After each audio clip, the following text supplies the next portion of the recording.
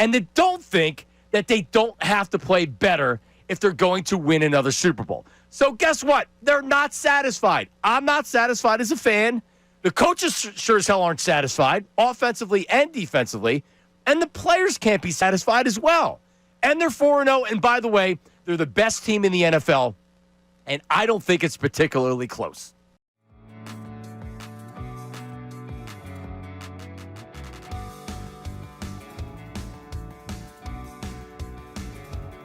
So you legit get pleasure out of watching the Mets fall apart at the end of the season again? I mean, doesn't everybody? I think it's funny. It's something to laugh about. But, I mean, when you play in the NL East for 10 years, and you got to listen to Mets fans, for that whole time. And now in horse racing up at Saratoga, they still like to run their mouths. So it still brings me joy to laugh at them. Yeah, Jason, those times looking back where it's not often the Mets and the Phillies are good at the same time, right? And you experienced a little bit of that in the early portion. And those fans come down and they invade Citizens Bank Park, and they are so loud and obnoxious. And that was the beginning. We hadn't seen championship baseball in Philly since the 80s. And you guys ushered that back in. Just what a time to be alive, man. When you think about those days, because you came to Philly, you hadn't become the Jason Worth that we know right now. What's it like when you think about those days? Yeah, well, look, I had a good start in L.A. my first year, and then I got hit in the wrist my first game of spring training in 2005, and didn't play, had surgery, didn't play all of 2006, and then I come to Philly in 2007, and I'm literally barely make the team. And it took Shane Victorino and Aaron Rowan. No, God, I'm drawing a blank. Took two guys to get hurt on the trade deadline for me to even get a chance to play. And then, Charlie Still was a little apprehensive to get me in there, but I played so good in August of 2007. This is worst case scenario. Of course, it could be worse. And we may see it be worse, but as far as I'm concerned today, this is worst-case scenario. Monday, here on Middays with John Marks, Ray Diggity Dunn. You kind of spin the wheel and you say, all right, what are we starting off with? Are we taking the pencil in the eye or the pencil in the ear? Ray, the Eagles would be the pencil in the ear or the eye? You decide. Ear. Well, we're starting with the pencil in the ear. Because I have much more anger towards the Philadelphia Eagles than I did. And listen, this is a worst-case scenario Monday. It doesn't mean that when we come in here tomorrow that the Phillies can't win a game. We'll get to that in a second. The Eagles. I was pretty pro-Eagles, pretty positive with the Eagles after going 4-0, even though they got outgained. And you could make the case they could have easily won 2 or maybe even 3 of those games. But they were still winning games, and they were coming off a Super Bowl. So coming off a Super Bowl, don't we have to give them at least some benefit of the doubt? I heard a lot of this looks like 2023 all over again, and my comeback to that was, well, you had Vic Fangio and not some Fugazi defensive coordinator who then you'd have to fire him and go to another Fugazi defensive coordinator. So I wasn't buying that. But I finally arrived. I'm here, ladies and gentlemen. I finally arrived that, man, something's got to change with this Eagles team. So they lose yesterday, and they lose in spectacular fashion, blow a double-digit lead. They have a comfortable lead at halftime, and then, like we've seen in a lot of the games this year, they just don't show up for a half. And it was bad. Last 4 possessions, they don't get a first down, and when the defense is on their heels, and they're tired, and it's hot out, and they can't get a stop, and the offense can't stay on the field, even if they didn't get points, but they gave the defense, 4 minutes of game time to keep them off the field, to stop some of the momentum that Denver obviously had, and they couldn't do it. And Sean Payton was doing a great job calling plays, unlike what we looked like on the offensive side of the ball. And you got shown a real clinic on how to win a game and how to lose a game. And the Eagles did that yesterday. And honestly, the fact that they had a shot to win the game on that last play, they didn't even deserve that. They really, really didn't. Dumb penalties in bad situations. And listen, there were bad calls against the Eagles yesterday. Dallas Goedert had that was pass interference. They elected not to call it. But I don't want to hear about Zach Baun, how that wasn't a penalty. That was a penalty. The Eagles have nobody to blame but themselves for these penalties. They just do. At the end of the game, I think things balance out, and that's what I felt like yesterday. So and that the Goddard penalty really ticks me off because that was clearly, at the very least, it's holding. But with the ball in the air like that, that's stone pass interference. And if it didn't happen at the end of the game, they would have called it. But they call that. Now you give them the ball at the 5-yard line, and they froze in the situation. I don't know if they were getting feedback from New York, which they're always getting. They didn't make the play. Whatever. Like, I'm not using that as an excuse for the Eagles. All right? So we can point fingers. A lot of people are going to say, Kevin Patullo, fire Patullo. I told you, fire him. Jalen Hurts sucks. Wherever you want it to go, I'm pointing the finger at Nick Sirianni. Because this right now, and this is much different than I felt 2 weeks ago or even after the A.J. Brown stuff. And with A.J. Brown, after he put the tweet out last week, I said, well, this doesn't have to be a big deal, but they got to fix things. And not only did they not fix it, it now feels like things are worse. Saquon Barkley has come out after the game yesterday. He told Zach Berman, or at least I saw Zach Berman tweet it out, that I don't really know what you want. If I touch the ball too much sometimes, we're not throwing enough. If we throw it too much, I only have 9 touches. I'm not in the business of what are we doing enough. I'm in the business of winning football games. So he's more or less being like, well, if I run the ball too much, we're running the ball too much. If I don't run the ball enough, we're not running the ball enough. So he's kind of spinning and being like, what the hell's going on? After the game, Devontae Smith had said him and Jalen Hurts weren't on the same page.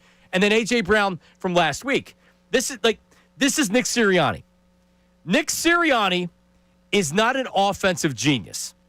Nick Sirianni was brought in for his leadership skills and to be the CEO head coach, or at least that's what he's developed into. And he's done a hell of a job, obviously. But now we come to a critical juncture in the season, and it does make you think of 2023 because the season went to hell. The offense was bad. The play calling was bad. The chemistry was bad. Jalen Hurts wasn't getting along with people. There was dissension in the locker room from whoever, but clearly things weren't good. You're at that moment right now where the offense looks pathetic, and there's obviously internal things that are going on because there's struggles offensively, and this is where Nick Sirianni needs to be Nick Sirianni and step in. And I'm pointing the finger at him right now because he's the one that decided that he was going to hire his buddy. He hired the in-house candidate to be the offensive coordinator who had no experience calling plays, just like Brian Johnson. And last time it was an epic disaster. So far, I think it's fair to say even being 4-1, it's a disaster. You won a Super Bowl, so you earned the right to do that, to dictate that. And after 2022, and they went to the Super Bowl, he wanted Brian Johnson. It made sense. He was the next guy up. Kevin Patullo is the next guy up. They've earned it, right? But the dude's also got to be able to coach, and he's got to be able to call plays. And we're 5 games into the season, and I'm officially done with being patient with everything. This offense doesn't look good. And Nick Sirianni, the CEO head coach, you do have an offensive background. So you weren't John Harbaugh, who was a special teams coach. You're not Mike Tomlin or Sean McDermott or the defensive coaches. You're an offensive coordinator in this league. You didn't call a lot of plays, but you've been around it. This is where you got to step in. If you have an offensive coordinator that doesn't have experience, guess what? You better figure it out. Figure it out. You don't have to be an offensive guru. This offense is bad. You can say it's Jalen Hurts. You can say it's Kevin Patullo. This falls under the umbrella of Nick Sirianni. Because if you're not calling plays and you're not Sean McVay and you're not the offensive guru, it's your job to handle this stuff. Saquon Barkley says, well, if we run it too much, you blame me. If we don't run it enough, you say we're not running enough. Devontae Smith after the game says they're not on the same page. A.J. Brown's putting out cryptic tweets. He's got to get this together now. Because if he doesn't, oh, man, this will not be good. It's early enough in the season where the X's and O's can be fixed, but can the Jimmies and Joes be fixed? Because I think if you fix the X's and O's, and last year proved it, everybody can coexist. But what happens when things aren't going well around here? Well, in 2023, everything went to hell, and they had a historic collapse. And now this year it's one game. But how does it feel right now? How's it feel right now? Does it feel like that there's not something going on? Right? AJ voices frustrations. Over the weekend, Diana Rossini says that Devontae and AJ Brown aren't happy in the passing offense. Duh! Thanks, Diana. And then Jalen says, I don't know what Devontae's talking about. I'll have to go back and look at the film because Devontae says we're not on the same page. It's pretty clear to me that the offense isn't on the same page, and this is Nick Sirianni's job to figure it out. So if you want to call in, Kevin Patullo is terrible, what am I going to say? That he's good? That he's doing a good job? Are we at a point where they should start thinking about, well, what's the backup plan? Yup, they sure should. Because Brian Johnson, what happened in 2023, didn't get any better, got worse. And I don't want to see that happen this year because you are 5 games into the season. There is plenty of time to fix this. If you're going to be a rah-rah guy, and that's what Nick Sirianni is, and you can't fix it, then you better stop hiring your buddies. Kellen Moore comes in from the outside, bam, Super Bowl. You hire your buddy Brian Johnson, failure. You're hiring Kevin Patullo, the offense looks pathetic. 610-632-0975. 610-632-0975. Point fingers. I don't really care who you're pointing the finger at. We'll hear from Ray Dunn coming up. But this is on Nick Sirianni now. Jalen Hurts had a great first half, didn't have a great second half, and they threw the ball 38 times. I don't need him throwing the ball 38 times unless you're coming from behind.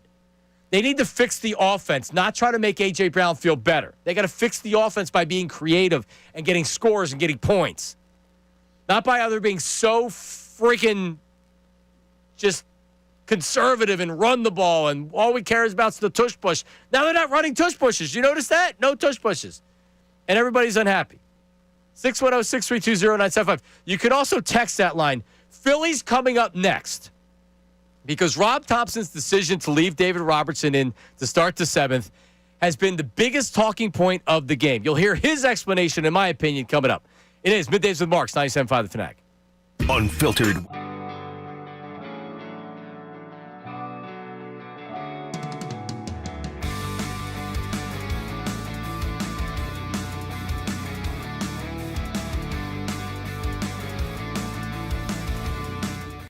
Well, I'm going to ask you is that I know the amount of people you talk to around the NFL, and I know from the conversations that have been had about this on NFL Live and others, any speculation as to who he's talking about? Not listening to him. No, I can honestly tell I have not spoken to a single person about that. I honestly have not. We're dealing in injuries on Monday. Yesterday was a day to kind of catch my breath and try on Tyreek Hill. I know it's a big deal in Philly, but on my list of priorities, it was not very high up. Okay. So, do you believe? I know it's not mandatory, but do you think the Eagles will maybe make it mandatory for A.J. Brown to address this? Because today's the day where midweek players can speak to the media. Do you believe it will be A.J. Brown Day, and do you believe the Eagles will make it be A.J. Brown Day? Here's what I would say to that: A.J. Brown's a big boy. He can tweet what he wants and he can say what he wants.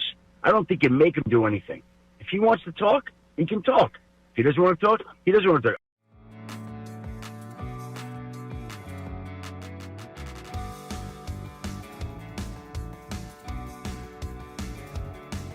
How sports continues to be the greatest reality TV show that there is because it's real life. It's actual real life. It's not scripted. And then guys go on social media after hard-fought wins.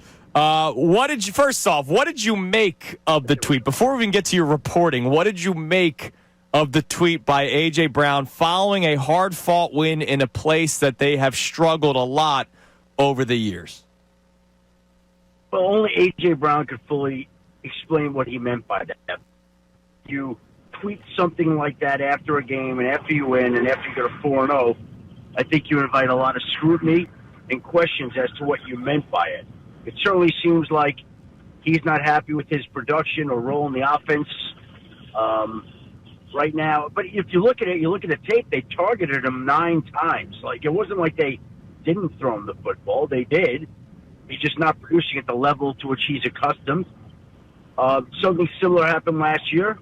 Wasn't happy with his role, complained, and the team went on a run in the second half, and he was dynamic, and everything worked out great. So I think that It wouldn't be what I would like, but I understand why he does it, and we'll see the intended result of it this week start. I'll bet you they feed him right away this week. Right away. It's driving me nuts, though, Adam, when I hear Kevin Patullo talk about the fact that, well, we haven't figured out our identity on offense yet. They're the Super Bowl champs with arguably the best offensive toolbox that any team has in the NFL when you look at skill, talent, quarterback, offensive line. How do they not know what their identity is when they're the defending champs and almost everybody's back? They should know. I mean, we know what they are, right? I think they're a team that runs the football as well or better than anybody. I think they've got a quarterback that could beat you with his arm or his legs, and they've got the ability to beat you throwing the ball as well. Like, they're a multifaceted offense that has a lot of ways. Sure. So if anybody else, if you bring another righty in, he's got to face Ohtani. So that's really what it came down to. Robbie didn't throw that many pitches. I mean, he was good to go. All right, we're back middays with Marks, Rob Thompson. Phillies lose. Then now I've kind of like, this is a bigger gut punch. The Phillies losing. Ray Dunn, good morning. How are you, buddy? I'm not doing good. I'll be honest with you. I'm not doing good. No. This has not been good. No, the Eagles, even yesterday, if the Eagles would have had a decisive win, I'd at least say, all right, they fixed some things, feeling much better about the Eagles. And then we'd complain about the – this actually sucks because I'd rather complain about the Phillies the entire show and barely mention the Eagles. But it's impossible not to mention the Eagles. In fact, I started with it. But now I really want to dig into the Phillies. And by the way, Football Monday brought to you by your local Bryant Home Comfort Team. Visit nopaybryant.com to keep your HVAC in the starting lineup. So, by far, like, we talked about a puke bucket. I didn't even really like I didn't even need the puke bucket. I was miserable with everything, but they take the 3-0 lead, and it's like, yeah, all right, Ray Dunn saying, oh, Ohtani's this great pitcher, and he goes up to 3 runs in the second inning. He's striking out all over the place, but then he settles down, and he's got nasty stuff, and the Phillies don't build on it, and they kind of disappear, and then they're starting to get tight. And Ray, what was the thing we were worried about more than anything? Anything in the playoffs going in? Middle relief. Middle relief. And the offense, a lot of people said, we said middle relief. And you saw both things in game one. The offense went cold. In fact, if JT doesn't, if Hernandez actually tries to cut the ball off in right field, that third run doesn't score. Mm-hmm. What he was doing on that. And then you didn't have anything after that. And guess what happens? Honestly, it's one of the biggest turn of events that I can remember. Chris Sanchez, he ran into some base runners, but he was never really in trouble. And you have 2 outs in the 6th inning, 2-out walk. 2-out walk. And next thing you know, everything goes to hell. And then Robertson's trying to come out for the next inning. And then Strom's giving up big home runs when you have 2 outs in the inning. And now you're like, they just lost game one. I don't know. What was your reaction from it? There were a couple things from it. I mean, obviously, we're going to get into the offense and how we feel about who didn't come through in that game. But there was the moment, for as much as I've been a Thompson guy, where I see Robertson on the mound to start that 7th inning, where I'm like, what are we doing here? I was like, I have not seen this guy do that yet this season. You go back, the last time that he had an up-down was 2024, August of 2024. It had been that long since he had done it. I get it. It's only 6 pitches. The man's 40. I was saying I didn't want him pitching back-to-back days. I didn't think that him coming back out that second inning of work was going to be good for them. Obviously, it did not end up working out for them in that regard. There's a lot of different ways you could have went and trying to figure out how they would go for their bullpen, but they had everyone available. You had an off day today. That, to me, was mismanagement in the moment, on top of an offense that really only should have gotten 2 runs. Got the runs early, and what we've seen in the postseason, when they jump on a team early, the games they win, they keep tacking on. Someone hits a bomb later on. They keep tacking. Like, that offense was lifeless until you get that one opportunity in the 8th inning, and Mundo flies out, and that ends it. I mean, that felt like once you saw that ball end up in the glove, it's like, all right, well. That's it. Game 2, good luck. That's it. Trey Turner 0 for 3. Kyle Schwarber 0 for 4. Bryce Harper 1 for 4. Bohm didn't have a hit. Marsh had a hit and a run scored. Not going to win many games when Turner, Schwarber, Harper have one hit in 11 at bats No. at all. As this team, as the team goes, the offense goes, the team goes. Period. They haven't been good since game whatever in 2023. You would have talked about a long time with David Robertson. When was the last time this offense was good in the playoffs? When was the last time Kyle Schwarber was good in the playoffs? Seriously. So what you said about Rob Thompson and everybody that's going to say, all right, well, why did he bring in Robertson? Why did he bring him back in? And why didn't he use Ranger Suarez? Valid questions. I was thinking the same thing watching the game, right? Thinking the exact same thing. Well, are you really bringing Robertson back out? I don't really like this because Robertson he's 40 years old. They brought him back in August and he wasn't great when he came back. He's there for the experience. I think the bigger problem is he doesn't, who are you going to there? Ranger Suarez? Okay. All right. The plan, here's what I think of the whole situation. The plan going into the game was Ranger Suarez would be available if Sanchez stumbled, and we're talking about him coming in the fourth inning, the fifth inning, to stop the bleeding or something. I think once Sanchez made it into the sixth inning, the whole Ranger Suarez conversation was over with. And that's when you're getting into your bullpen.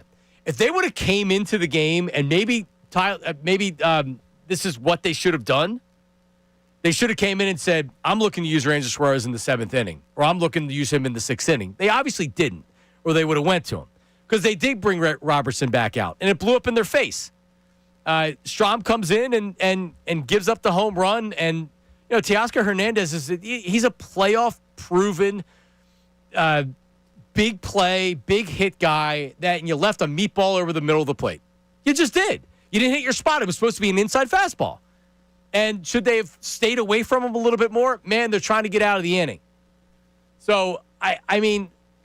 While I may disagree with what Rob Thompson bringing Robertson back out, I don't think it was ridiculous. He had six pitches and he got out of the sixth inning, and they brought him back out. I don't think it's ridiculous that he did it. Do I agree with it? No. When you're a baseball manager, because there's only so much that how you can affect the game and the team, right? This isn't football with X's and O's. This isn't your calling plays. This isn't even drawing up plays at the end of basketball games.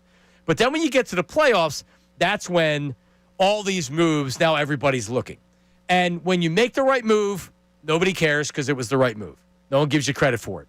When you make the wrong move, when the player doesn't perform, it becomes your fault.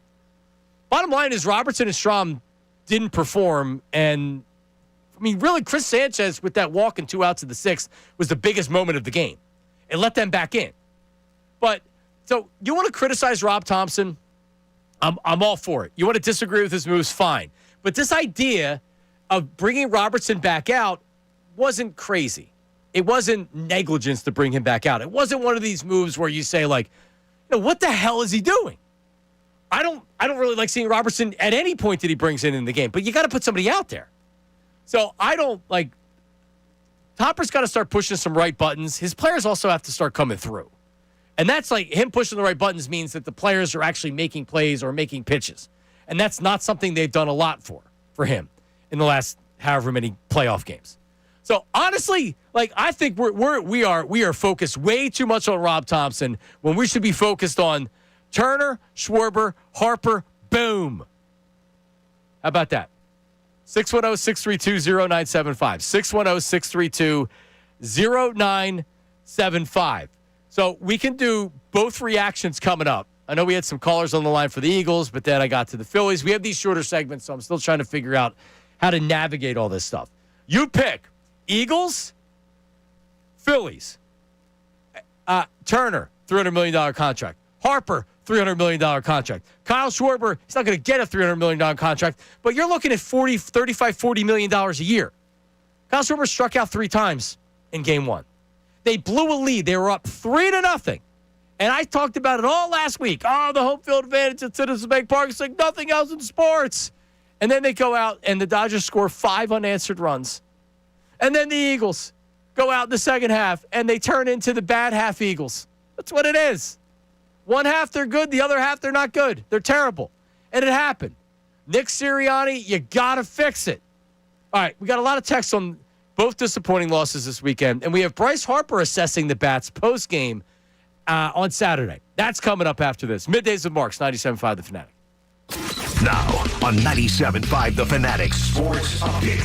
What a weekend. I'm Ray Dunn with this Fanatic Sports Update. The Eagles blew a 14-point lead at home and lost 21-17 to the Broncos yesterday. Saquon Barkley had just 6 carries for 30 yards and spoke post-game about this team finally facing real adversity. Now we have adversity, really adversity. Like our first real adversity, like we lost a football game. We haven't lost a football game since Washington last year. We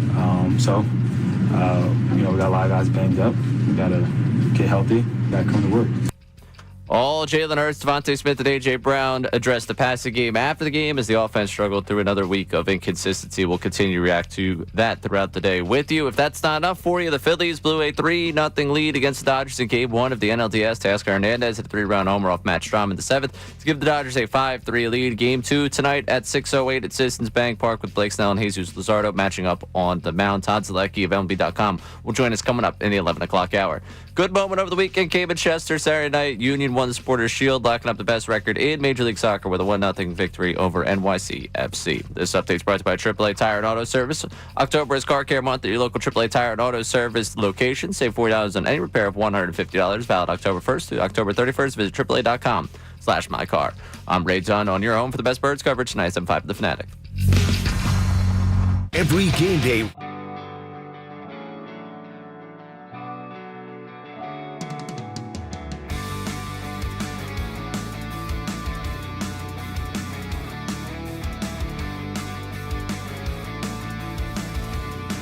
Now, it's a great problem that they're 4-0. Like, you're 4-0. You should be happy as fans. We talked about this yesterday. But, yes, they are still trying to find themselves. They are still trying to figure out what this offense should look like. And the reason I get frustrated by this A.J. Brown conversation is because I do think it distracts from what the bigger issue is, which is this offensive line hasn't been good enough. This rushing attack hasn't been good enough. As much as I like Jalen Hurts, I don't think he has been good enough if your goal is to win another Super Bowl. The goal is not to start the season 4-0. The goal is to win a Super Bowl, and I think this team does need to improve offensively for that to happen. And quite frankly, I think that they will. They're too talented not to. But like you've been saying all offseason, AD, now's the time to start. Week 5 is when you should really start to identify what this offense is going forward.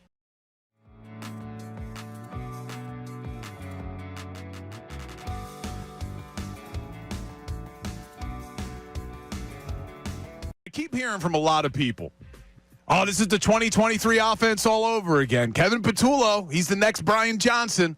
Things are going to be ugly. Now, the crazy thing is I went back and just looked at that 2023 season through the first 4 games, and my mind was blown. Now, I know things started to go south at the end of that season. A lot of it was defensively related. A lot of it was because they just couldn't figure out how to stop the blitz. But at least through the first 4 games, I can't believe I'm saying this. I'd kill for that offense right now. Listen to these numbers through the first 4 games of 2023 that everybody wants to compare this team to. They were averaging close to 400 yards of offense per game in those first 4. 392. They had close to 30 points a game at 29.5. Their passing offense was averaging over 225 yards. They were averaging 7 yards per pass attempt. Their rushing attack, 165 yards a game and a 4.7 yard per carry. They only had 11 sacks against, 4 turnovers.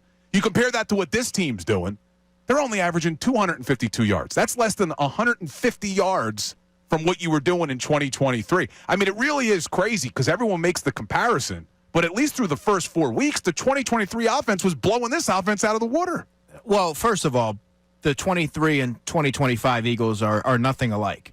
You just rattled off the offensive numbers, but look at the defensive side of the ball. They did not have Vic Fangio. They had Sean Desai, they had Matt Patricia, and they had a very old and slow defense that was arguably the worst in football. May have been the worst in football. The season sort of run together for me.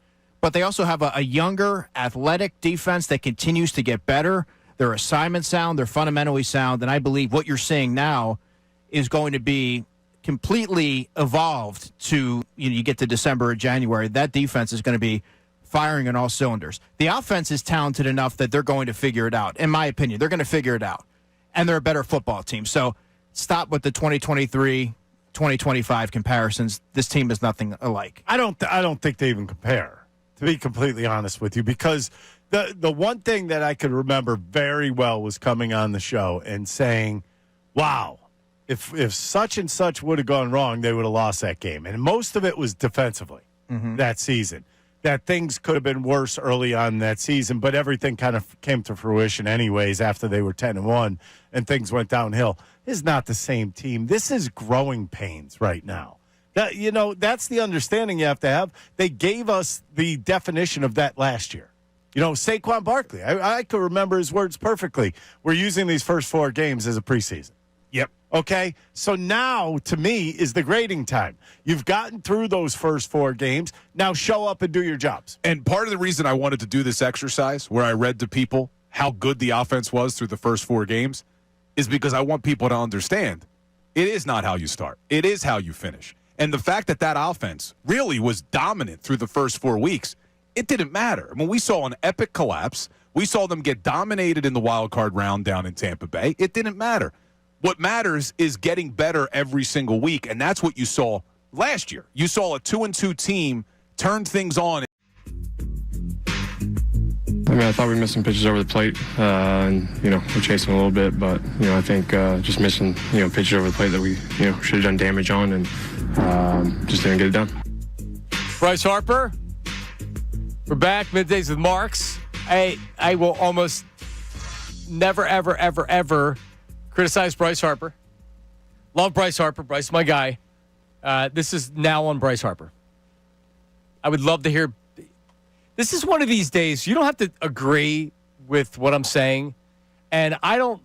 Honestly, I'm not interested in arguing with you today. This is a day for you to get off your frustrations from either team. 610-632-0975.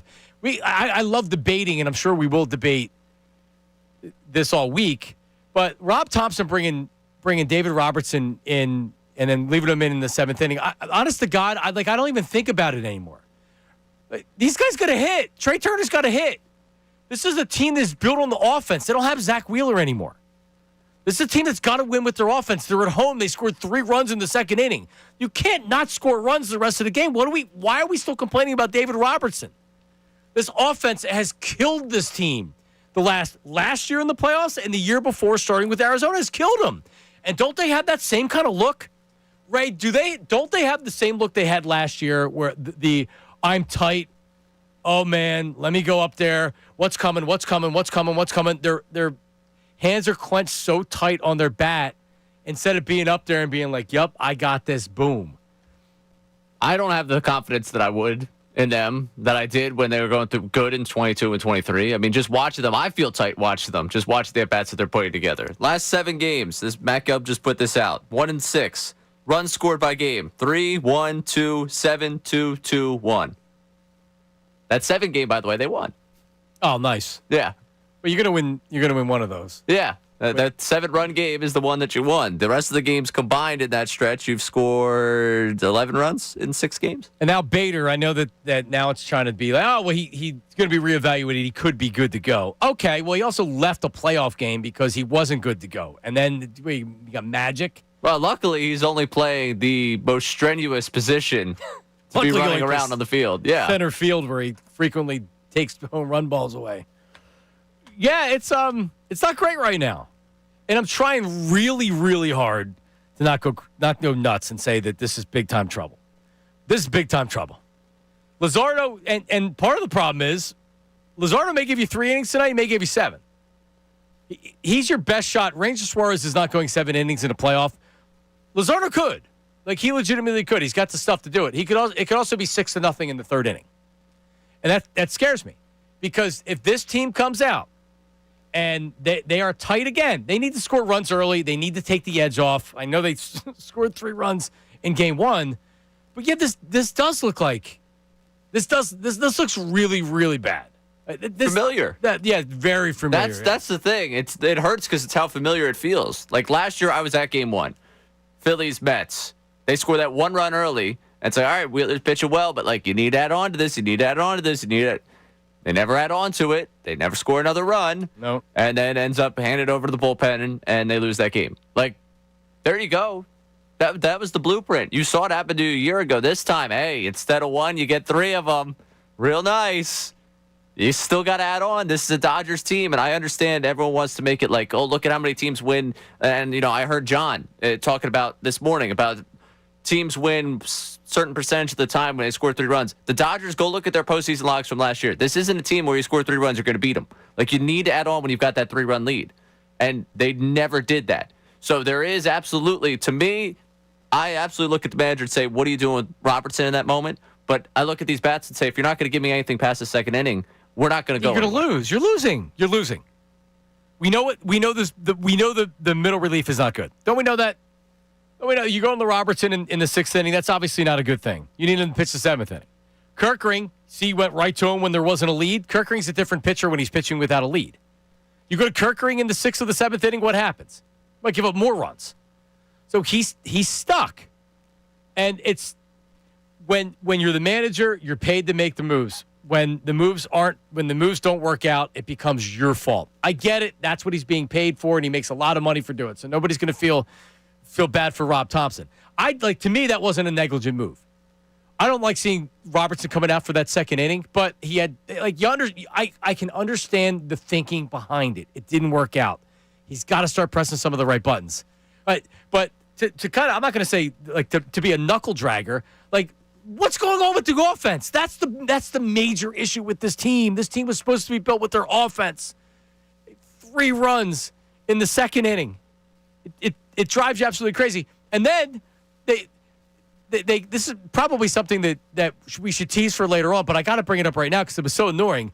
To have the new entrance for Duran down 2 runs in the 9th inning, you know what the reason they did it, Ray?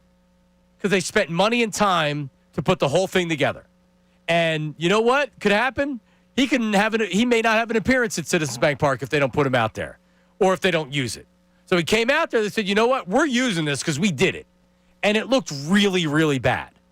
Really, really bad. Stupid. I mean, tonight could be the last game night down there in South Philly. Oh, well, at least the Eagles don't have major issues going on inside their locker room. At least everything's good with them. They figured it out yesterday. All is well. All is well. And welcome back, John. Yeah, I see. This isn't fair because I'd like to be mad about one thing, not 2. I think we would much rather be like Phillies don't play till tonight, so we're not married. We're not mad about whatever happened before. We can be mad about the Eagles today, and then we are going to be mad about the Phillies tomorrow, or we're going to feel great because they can get a win. That's all it takes is 1 win. 1 win, we feel completely different about this. Give me some text. I need some reaction from people out there.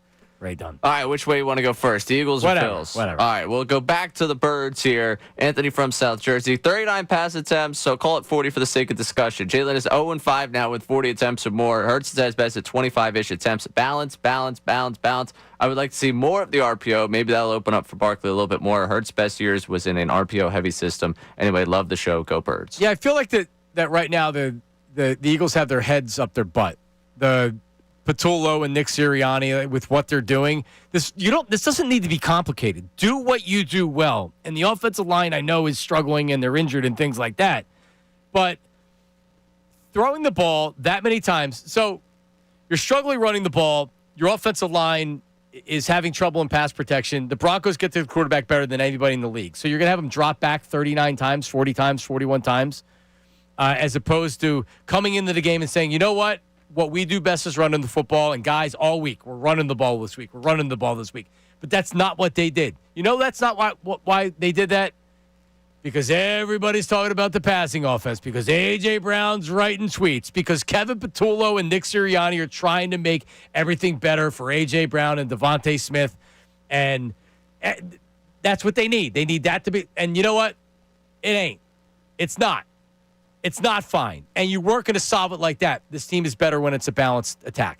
Some weeks when it calls for it, yeah. Let the opponent dictate what you're going to do on offense. There's a game plan for a reason. But you don't want to attack the Denver secondary. I know Jalen had a good first half. They made some big plays. They made some nice plays. They did. But you can't fall apart the second half and do absolutely positively nothing. You can't. So as a coaching staff and as a head coach, you need to say, all right, they're going to make an adjustment. If what works in the first half, they're going to make an adjustment. What are we going to do next? Right? It's like when we prepare for the show, it's like, all right, we're going to start out with here. We're going to go to here. Then we're going to go to here. Then we have this, like Todd Zielecki coming up at 10:55. Like, you have a plan for how it's going to go. And sometimes you have to change on the fly. Right now, Kevin Petula looks very inexperienced. And Nick Sirianni, honestly, looks like that he really is only that CEO head coach to where when he needs to step in on offense, he pretty much has no clue what he's doing. I mean, is that fair? Kevin Moore comes in yesterday. Kellen Moore had years and years of experience calling plays and running an offense. Nick Sirianni didn't have to be involved. He's overseeing everything, but he's not involved. That's Kellen Moore's show. Now, Kevin Petullo's struggling. Nick Sirianni's got to get involved, and the offense doesn't have answers. Doesn't have answers. All right, coming up, your reaction. 610-632-0975. Your text. 610-632-0975. The Eagles are a mess, and the Phillies are down 1-0 to the Dodgers, and everybody's angry at the manager, and everybody's angry at the players. Can they win tonight? That's all coming up. Middays with Marks, 97.5 The Fanatic.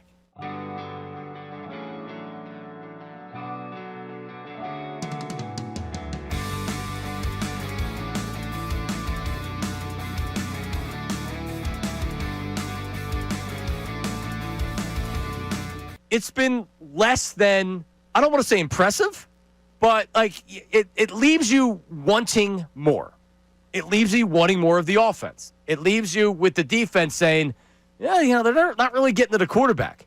I would have to look at it and say, this is actually the best case scenario for where the Eagles are. The Eagles could possibly start the season.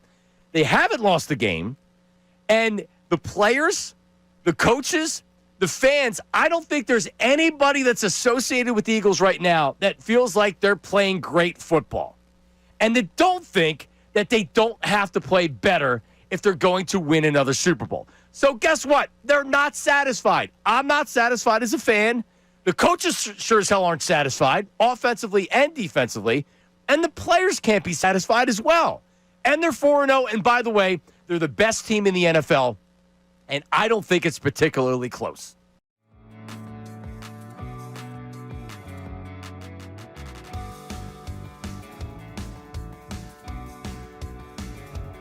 So you legit get pleasure out of watching the Mets fall apart at the end of the season again? I mean, doesn't everybody? I think it's funny. It's something to laugh about. But, I mean, when you play in the NL East for 10 years, and you got to listen to Mets fans, for that whole time, and now in horse racing up at Saratoga, they still like to run their mouths. So it still brings me joy to laugh at them. Yeah, Jason, those times looking back where it's not often the Mets and the Phillies are good at the same time, right? And you experienced a little bit of that in the early portion. And those fans come down and they invade Citizens Bank Park, and they are so loud and obnoxious. And that was the beginning. We hadn't seen championship baseball in Philly since the 80s. And you guys ushered that back in. Just what a time to be alive, man. When you think about those days, because you came to Philly, you hadn't become the Jason Worth that we know right now. What's it like when you think about those days? Yeah, well, look, I had a good start in LA my first year, and then I got hit in the wrist my first game of spring training in 2005. And, didn't play, had surgery, didn't play all of 2006. And then I come to Philly in 2007, and I'm literally barely make the team. And it took Shane Victorino and Aaron Rowan? No, God, I'm drawing a blank. Took two guys to get hurt on the trade deadline for me to even get a chance to play. And then, Charlie Still was a little apprehensive to get me in there, but I played so good in August of 2007 when we really started our first run. And that was kind of my when I had a chance to play and coming out, and that's when we started to run down the Mets. So there was that big series at home, the 4-game series where we swept them, and that's when, for me, that's when Philly really came back alive with baseball, and it was that team that ultimately the next year won the World Series and ran down the Mets 2 years in a row. So that's where the whole kind of rivalry started. But you're right, they would come down, they'd invade Citizens Park, they're obnoxious. You go up there and you play 12 games a year up there, and you got to listen to them. run their mouths. So it was sweet to be a Philly back in those days, and I'm Yeah. Philly sports talk. You can trust me more than you can trust the Phillies and the Eagles right now. That's for sure. Ray Dunn, do you trust me more than the Phillies and the Eagles? Yeah, I've known you a week. I know. Yeah, you can trust me. I'm a trustworthy person. I don't want to scream for 4 hours straight. So if people don't start screaming with me or at me, then I probably will stop screaming until I work myself back up into a frenzy. But to watch the second half of the game and to feel that momentum, this has happened every week. Happened last week against Tampa, and Baker Mayfield threw the interception. Eagles made a play. And you're waiting for them to make a play. And it's really the offense needs to, you need a sustained drive, even if you're not going to score points, and you need to score. But even if you're not going to score points, then you need to at least get your defense off the field for a little bit. And they couldn't do it. Meanwhile, Sean Payton is drawing up plays. When I look at other offenses and I'm like, ooh, that was really nice. That was creative. Or, wow, he's scheming guys open. That's why there's wide receivers that are open. That's not this offense, and we know that. But it doesn't mean that you have to be as boring as they are. What about the creativity? When you're struggling to get things going, run pace a little bit. I understand you need first downs to do that, but do something other than just kind of sit there and penalties also. Tell me if the holding penalty, you know what I'm talking about. First down with Saquon Barkley. He got 7 yards on it. And it was a holding penalty, and it put him back. And that was one of these drives where they needed a second and short, and then they needed to get a first down, and then they needed another first down. If they put points on the board, they probably win. Because as it was, Denver came down, they scored the touchdown, and then it's like, oh, they're going for two. I would have bet anything that they were getting that 2-point conversion. Do you agree? Yeah. And it's oh my God, he's going for two. Well, they're going to have the lead. The whole drive, I'm thinking it's going to be a tie game, and then they have the lead. And now you're relying on the Eagles to score some points. And to make the play, they know how to win. This is what they've done. They just keep winning games. They find a way to win, and they didn't do it. And the internal stuff with Devontae and AJ and Diana Rossini, that Devontae and AJ, they've both met with management, and they're trying to calm them down and make everything great. So that's great. Give me some more texts. Right. We got an unnamed text here. John, I think Hurts is a blessing and a curse. He knows how to win, doesn't get rattled. His athleticism forces teams to account for him. The curse, he doesn't pass in timing or rhythm. Everything looks difficult. His pocket mechanics stink. He never steps up. He always squares up to run. And guys will quit on routes because their internal clock knows if a ball isn't out by a certain time in their route, it's too late. It ain't coming. Yep. No, correct. He throws to open guys. He doesn't throw the spots. He doesn't throw before guys are out of breaks. He's waiting for the guy to get open. If the first read isn't there, because he didn't even run yesterday. It's not like he was scrambling or anything like that. He just gets uncomfortable in the pocket. The best Jalen Hurts can look, and he looked like this the first Super Bowl against Kansas City where they lost. But he was so confident stepping up in the pocket and delivering strong throws downfield. You know why everything's sailing out of bounds? Because he's not just throwing about it. He's thinking about it. He has zero confidence in what he's doing right now throwing the ball. Zero. All right, then to the biggest part of yesterday's game, I think, from a reaction standpoint, that AJ play. Where do you place that? I mean, I don't know, man. I'll just say this: if I was a wide receiver, I would not enjoy Jalen Hurts being my quarterback. Everything that he does well, Jalen Hurts does well. He does well. He does. He's a Super Bowl MVP champion, and you can't take that away from him. And he's earned every bit of it. But, man, when you watch other quarterbacks play, they're doing things that Jalen Hurts doesn't do. When you look at this offense, is that because Kevin Patullo is futile, or is that because this is what this offense needs to be? Seriously.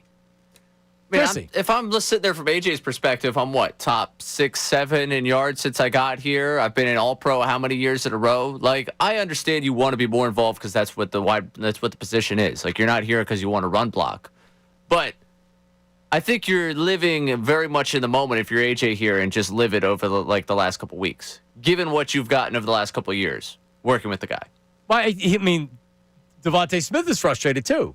You think these are the only two players that are frustrated? You think that this isn't something even from last year? Right? The reason why it didn't become an issue last year is they won. Yeah. And it did become an issue last year. The passing game was the problem. A.J. Brown said it. They won. It's a problem. When they're not winning, it's going to be a problem. Isn't that clear? Now, 2023 is a problem. Last year, they barely beat Carolina. It was a problem. They're 4-0, but the passing offense looks like crap. It's a problem. Of course, I wish A.J. would not necessarily be public about it, but he tweeted something out, man. Nick Sirianni needs to figure this out. He needs to figure this out. I'm honestly more concerned about what's going on internally than anything X's and O's wise, because they've proven that they can get to it X's and O's, and it may take a little bit more time. If internally they're not getting along, that's a problem. What else? Give me one more text here. And by the way, tomorrow we're at Rally House in Springfield. Ray Dunn will be out. So I'll be there. He signs everything, not just flat objects. I'm signing whatever you got. Ladies, keep your panties at home, though. He will not be accepting any or signing them. Yeah, we've been told by man that's not allowed. So. Not allowed. No, not allowed. We got another texter in here. I'm not defending Nick's decision in hiring Kevin Patullo, but out of curiosity, who else would have been available that had experience for you after the Super Bowl? I've seen people ask this exact question, and it's a good question. Here's the reality. I can't even be. I don't care about that. The Eagles won the Super Bowl. Nick Sirianni deserves a lot of credit for them winning a Super Bowl. So when Nick Sirianni says to Howie Roseman, "This is who I want to hire," if I'm Howie Roseman, I have to allow it. By the way, maybe Howie Roseman agreed with it too. I have no idea. No one knows internally if Kevin Patullo is a sharp mind or he's not. I have no idea. None. Right? And neither do you. But it's not working out right now. That's the bottom line. And if it's not working out and you hired your guy and this is your guy, then you better start getting involved and fix it. Because I have to look at it and say, you know what? You got to start looking at backup plans now. They did it with Sean Desai. There was a guy on the staff. I don't know who you Doug? You're going to bring Doug in to be the offensive coordinator? You're not going to hire him to be your offensive coordinator. I don't know. I've seen people say Eric Bieniemy. Eric Bieniemy can't. He's not getting offensive coordinating jobs in the NFL right now. I don't know if you need to bring him in here. All right, 610-632-0975. All right, we got a text with a really interesting question. Has Citizens Bank Park lost its luster? Ooh. Is it the home field advantage we once thought it was? That's coming up next. Todd Zielinski is going to join us at about 11:10 from MLB.com covering the Phillies. Middays with Marks, 97.5 The Fanatic. Now on 97.5 The Fanatic Sports Update. What a weekend. I'm Ray Dunn. This update is brought to you by Corona. Red October, baby. Join Andrew Conner and the Fanatic crew today at Top Tomato on 11th Street for a Corona Red October pregame rally from 4 to 6 and enjoy $5 Coronas and Modelo's giveaways, Red October tees, and your shot at 2026 Phillies tickets. Details at 975thefanatic.com. Drink responsibly. The Eagles blew a 14-point lead at home, lost to the Broncos yesterday. Saquon Barkley just 6 carries for 30 yards. Speak of post-game about the adversity this team's facing. You know, now we have adversity, really adversity. Like our first real adversity, like we lost a football game. We haven't lost a football game since Washington last year. You know, we got a lot of guys banged up. We got to get healthy. We got to come to work.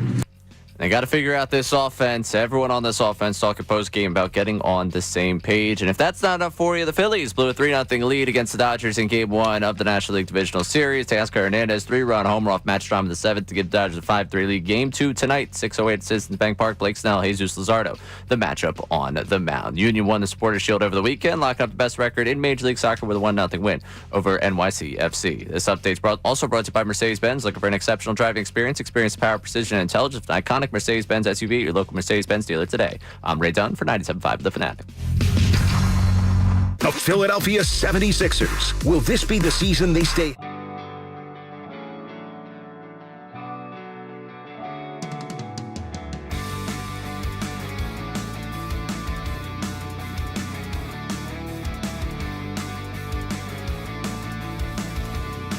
Now, it's a great problem that they're 4-0. Like, you're 4-0. You should be happy as fans. We talked about this yesterday. But, yes, they are still trying to find themselves. They are still trying to figure out what this offense should look like.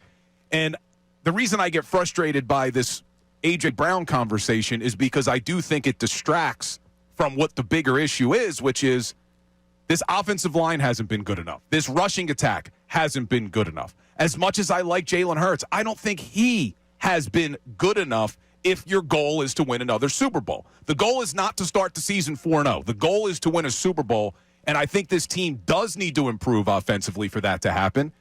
And quite frankly, I think that they will. They're too talented not to. But like you've been saying all offseason, AD, now's the time to start. Week 5 is when you should really start to identify what this offense is going forward.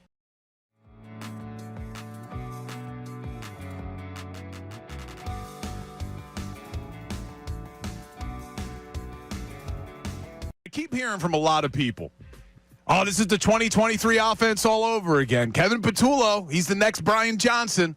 Things are going to be ugly. Now, the crazy thing is I went back and just looked at that 2023 season through the first 4 games, and my mind was blown. Now, I know things started to go south at the end of that season. A lot of it was defensively related. A lot of it was because they just couldn't figure out how to stop the blitz. But at least through the first 4 games, I can't believe I'm saying this. I'd kill for that offense right now. Listen to these numbers through the first 4 games of 2023 that everybody wants to compare this team to. They were averaging close to 400 yards of offense per game in those first 4. 392. They had close to 30 points a game at 29.5. Their passing offense was averaging over 225 yards. They were averaging 7 yards per pass attempt. Their rushing attack, 165 yards a game and a 4.7 yard per carry. They only had 11 sacks against, 4 turnovers. You compare that to what this team's doing, they're only averaging 252 yards. That's less than 150 yards from what you were doing in 2023. I mean, it really is crazy because everyone makes the comparison, but at least through the first 4 weeks, the 2023 offense was blowing this offense out of the water. Well, first of all, the 23 and 2025 Eagles are nothing alike. You just rattled off the offensive numbers, but look at the defensive side of the ball. They did not have Vic Fangio. They had Sean Desai, they had Matt Patricia, and they had a very old and slow defense that was arguably the worst in football. May have been the worst in football. The season sort of run together for me. But they also have a younger, athletic defense that continues to get better. Their assignment sound, they're fundamentally sound, and I believe what you're seeing now is going to be completely evolved to, you get to December or January. That defense is going to be firing on all cylinders. The offense is talented enough that they're going to figure it out. In my opinion, they're going to figure it out. And they're a better football team. So stop with the 2023, 2025 comparisons. This team is nothing alike. I don't think they even compare, to be completely honest with you, because the one thing that I could remember very well was coming on the show and saying, wow, if such and such would have gone wrong, they would have lost that game. And most of it was defensively that season.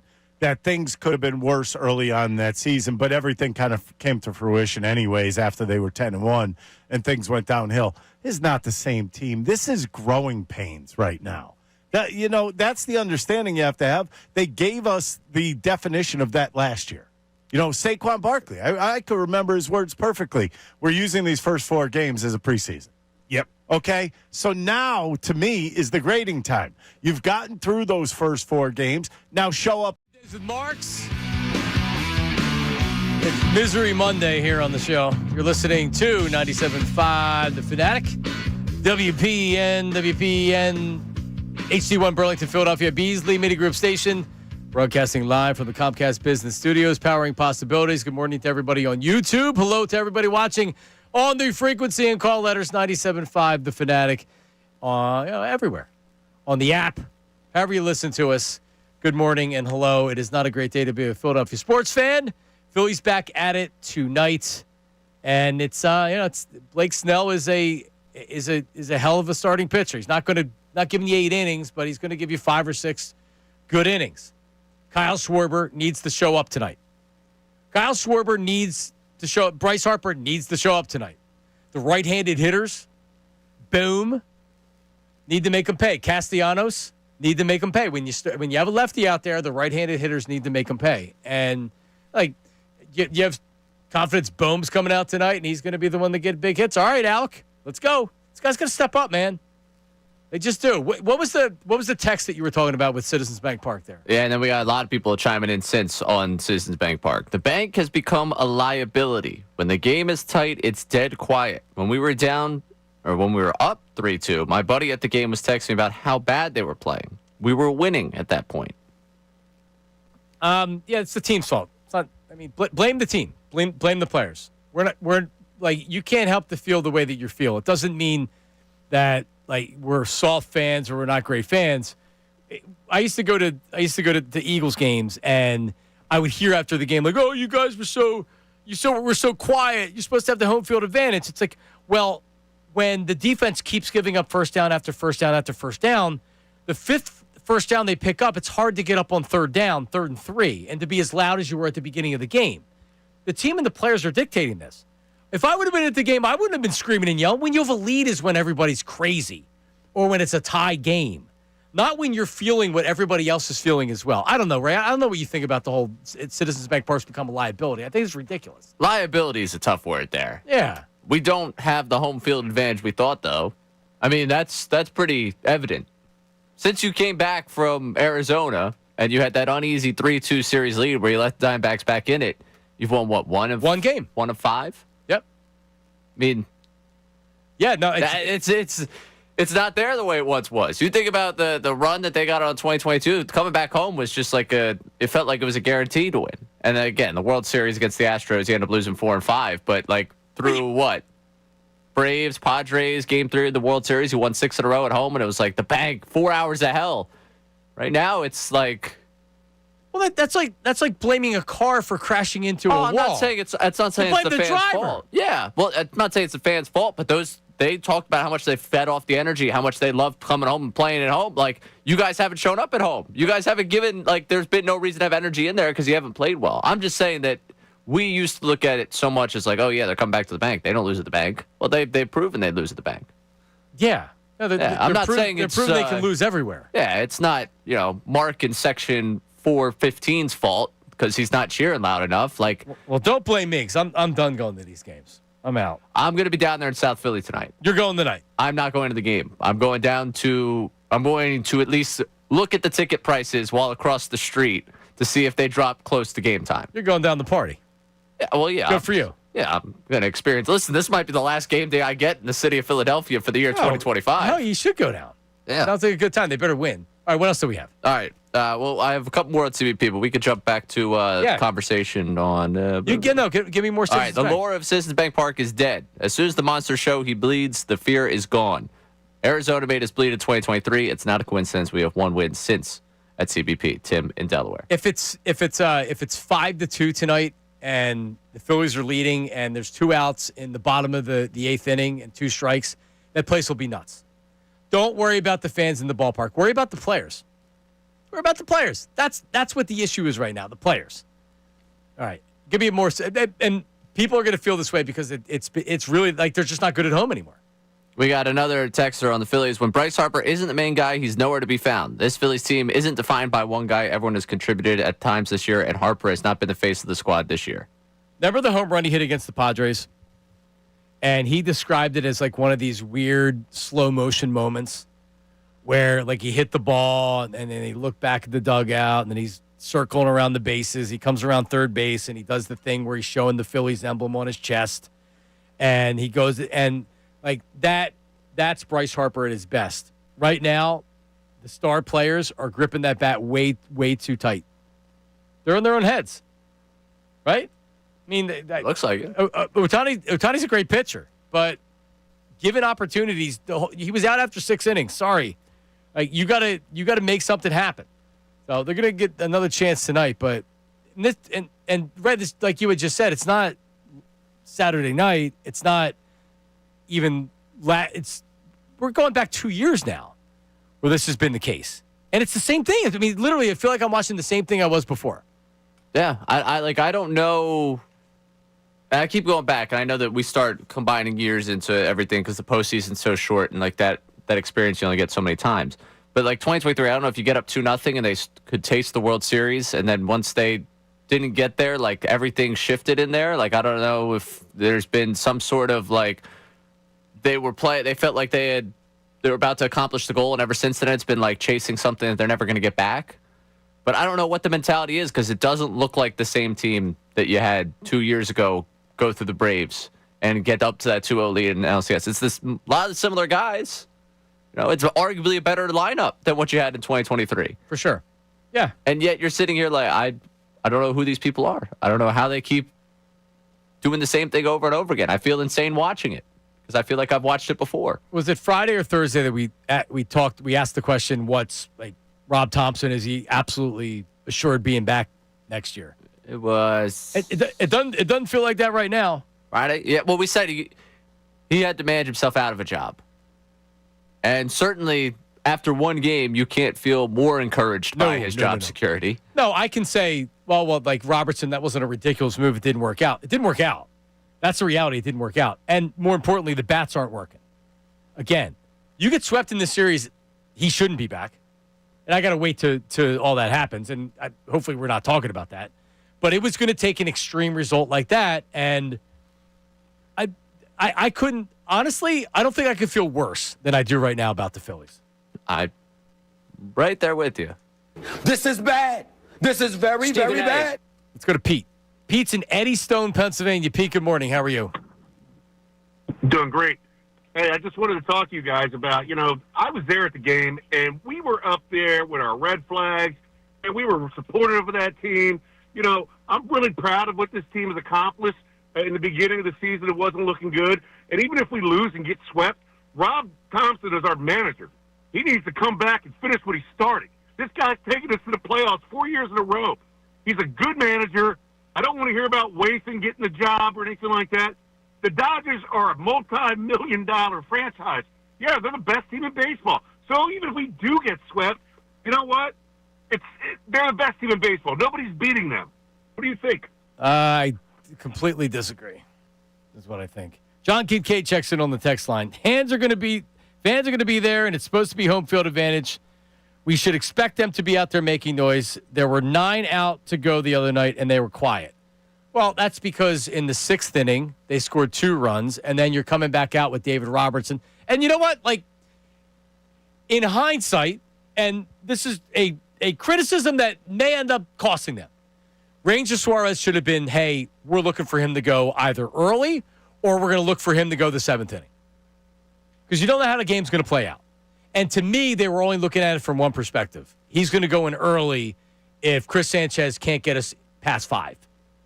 And then he goes into the 6th inning and he gets 2 outs, and the Ranger Suarez thing had already been like, well, like we're not doing that because Sanchez is going to give us 6, and then he's not able to do it. So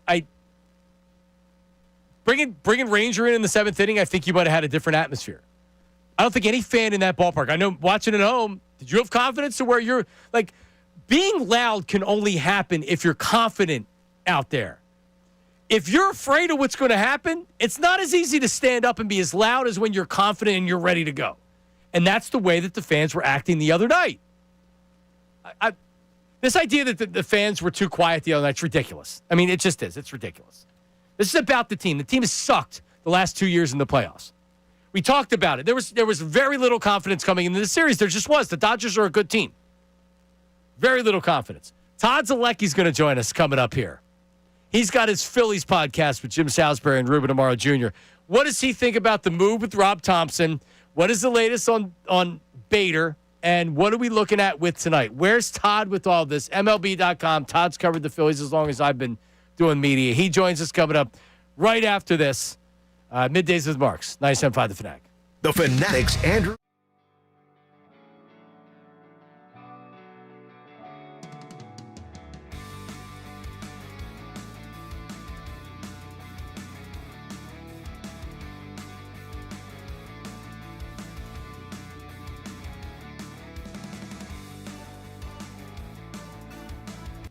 Yesterday against the Bucks, and this is what I think people aren't talking about enough from yesterday because everybody just wants to point the finger and say the offense sucks, Kevin Patullo sucks, all right?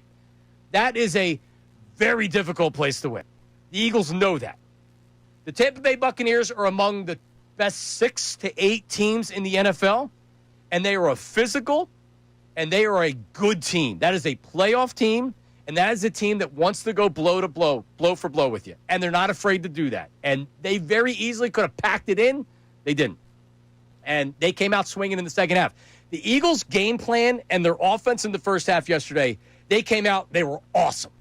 They had the umbrellas, the shades, or whatever they had. They were prepared because they saw what happened in previous years. And they said, we're not going to go down there and we're not going to let that happen again. Very smart by the Eagles to go down there and what they did. And you know what happened? In the second half, the Bucs made adjustments. And the Eagles, I think, were slow to adjust offensively. And it just seemed like that they were exhausted. And as the game went on, they had some injuries. They had guys that were cramping up. And give the Buccaneers credit. They made adjustments. You're playing against another team. It's not supposed to be easy for the entire game. And the Bucs made adjustments. And they came out, and they really gave it to the Eagles in the second half. A couple fluky long plays, but still. So that was a really, really good win by the Eagles yesterday.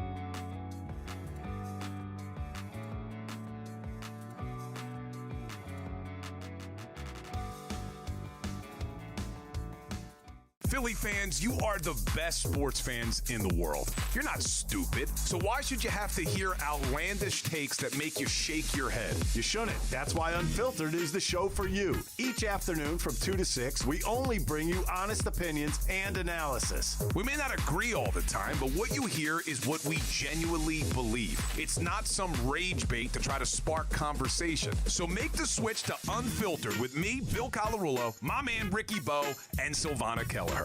Every weekday at 2 p.m. right here on 97.5 The Fanatic and 97.5thefanatic.com.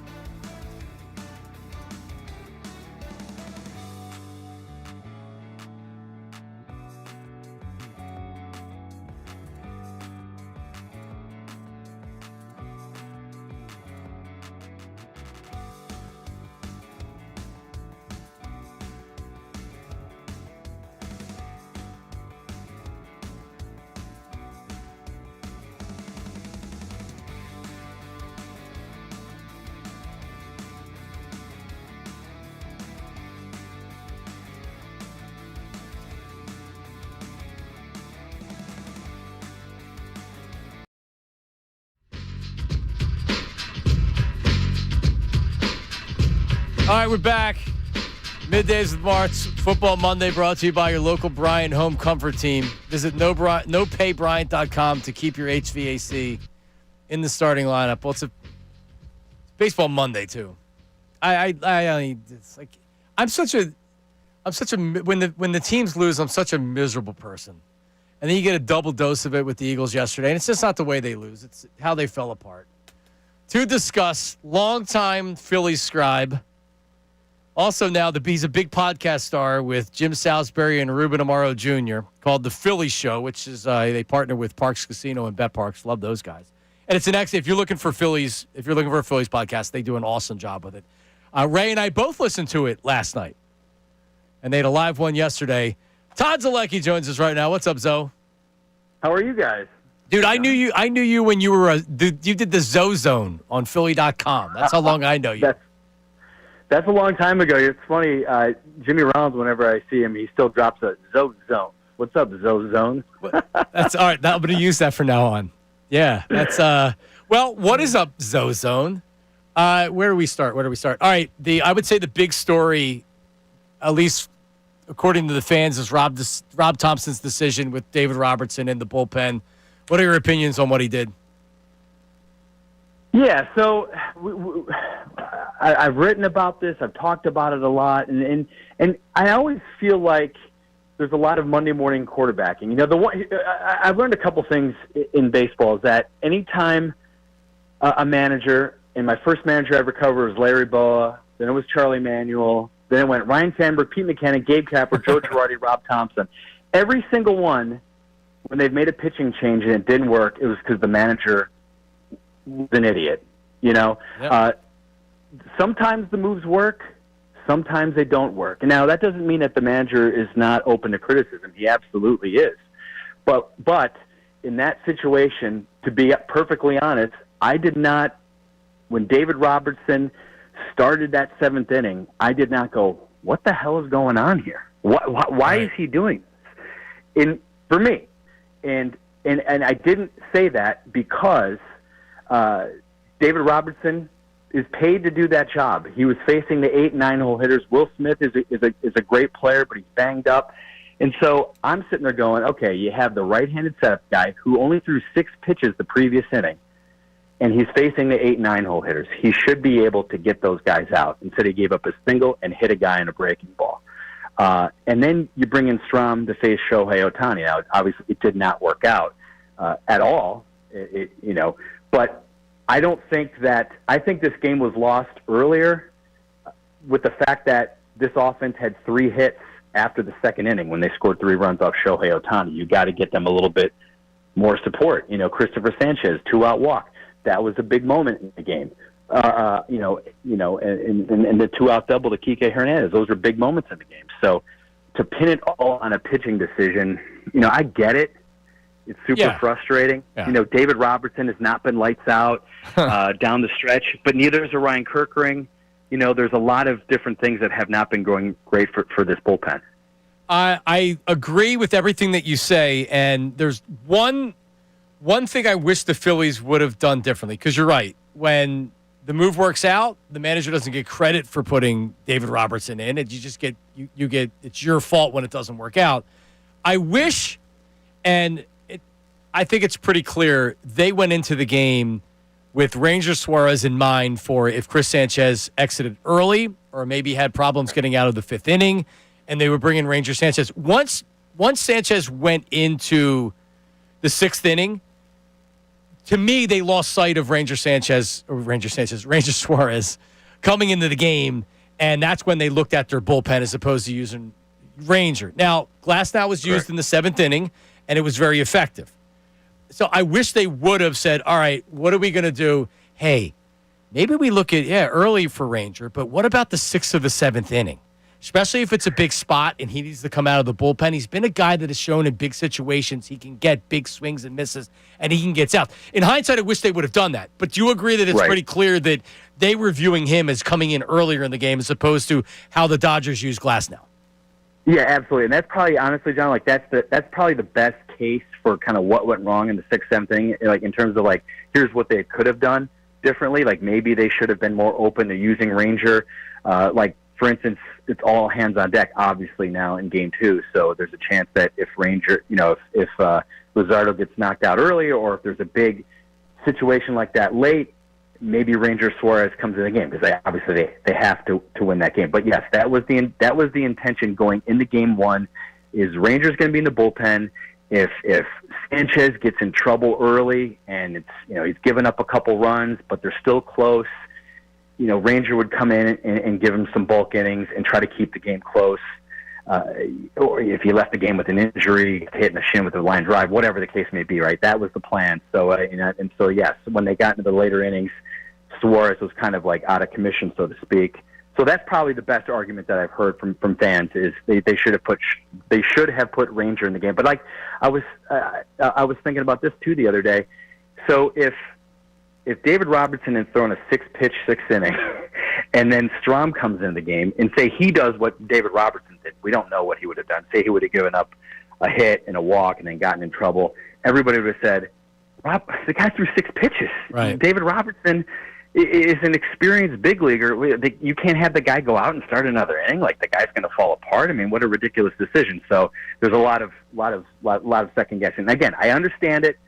But at the first blush of it, look at it, I did not in the moment say, what the heck is Rob Thompson doing out there? No, Thompson, he was trying to save the lefty for Ohtani and possibly Freddie Freeman. Is what, at least to me, that's what he was doing. He was facing Roberts in the bottom of the order, and then he would have Strahm to go to face the lefty because Ohtani did not look good against the lefties on Saturday. He didn't, and that was the idea. And going into the postseason, there was a lot of talk about the Dodgers bullpen and how it's this soft underbelly of the Dodgers. Now it looks better. Right. You've got Glass now back there and Roki Sasaki back there. But you had Robertson struggled down the stretch, or Ryan Kerkering struggled down the stretch. He had a good season finale, and he looked good last night, but in a minus situation. So that's kind of been the issue is those middle innings. They have to pitch somebody, and it can't just be Ranger. It might be tonight because they have to win tonight. Trey Turner, Kyle Schwarber, Bryce Harper, one hit. We just spent the first 6 minutes of you being on the air with me talking about Rob Thompson and the bullpen. And we should talk about that. They're not going to win the series unless these guys hit, right? Like this team, especially with Zach Wheeler not being in there, they're going to win and they're going to win. They're going to live and die by this offense. And since whatever game that was in Arizona where they made the adjustment, they haven't hit since. So we can talk about Rob Thompson in the sixth inning and Robertson and Ranger Suarez. If Turner, Schwarber, and Harper look like this, they may get swept, Todd. Yes. I think Matt Gelb put out a tweet today. Phillies are 1-6 in the last 7 postseason games, and he put all the runs scored over the last 7 postseason games. And I think most of the games are 1s and 2s. There was 1-3 in there, and then 1 7-run game. They won the 7-run game. And so, you have the big boys at the top, and I've been saying this since the beginning of the season. Did they do enough? There's a lot of hand wringing earlier in the season about Stott and Marsh and Alec Boehm and should Justin Crawford come up and Aiden Miller and all this stuff, right? And in the end, it was the big guys have to produce, and for most of the season they did. I mean, Turner, is going to get some MVP votes. Schwarber could finish second for MVP. Harper, by his standards, did not have a Bryce Harper-type season, but he's still a very feared hitter, of course. And so 1 for 11, 1 walk, 6 strikeouts. It's got to be much better. That they need to start scoring some runs because you can't have the bullpen every single game. Nope. Just have to pitch to perfection to try to win a game. It would be nice to do. It's easier said than done, I get it, but it would be nice to do what the Blue Jays have done the past couple games against the Yankees or what the Brewers did against the Cubs in Game 1 of the NLDS. By the way, Sanchez doesn't get a 2-out walk in the 6th. We might not be talking about any of this. Right?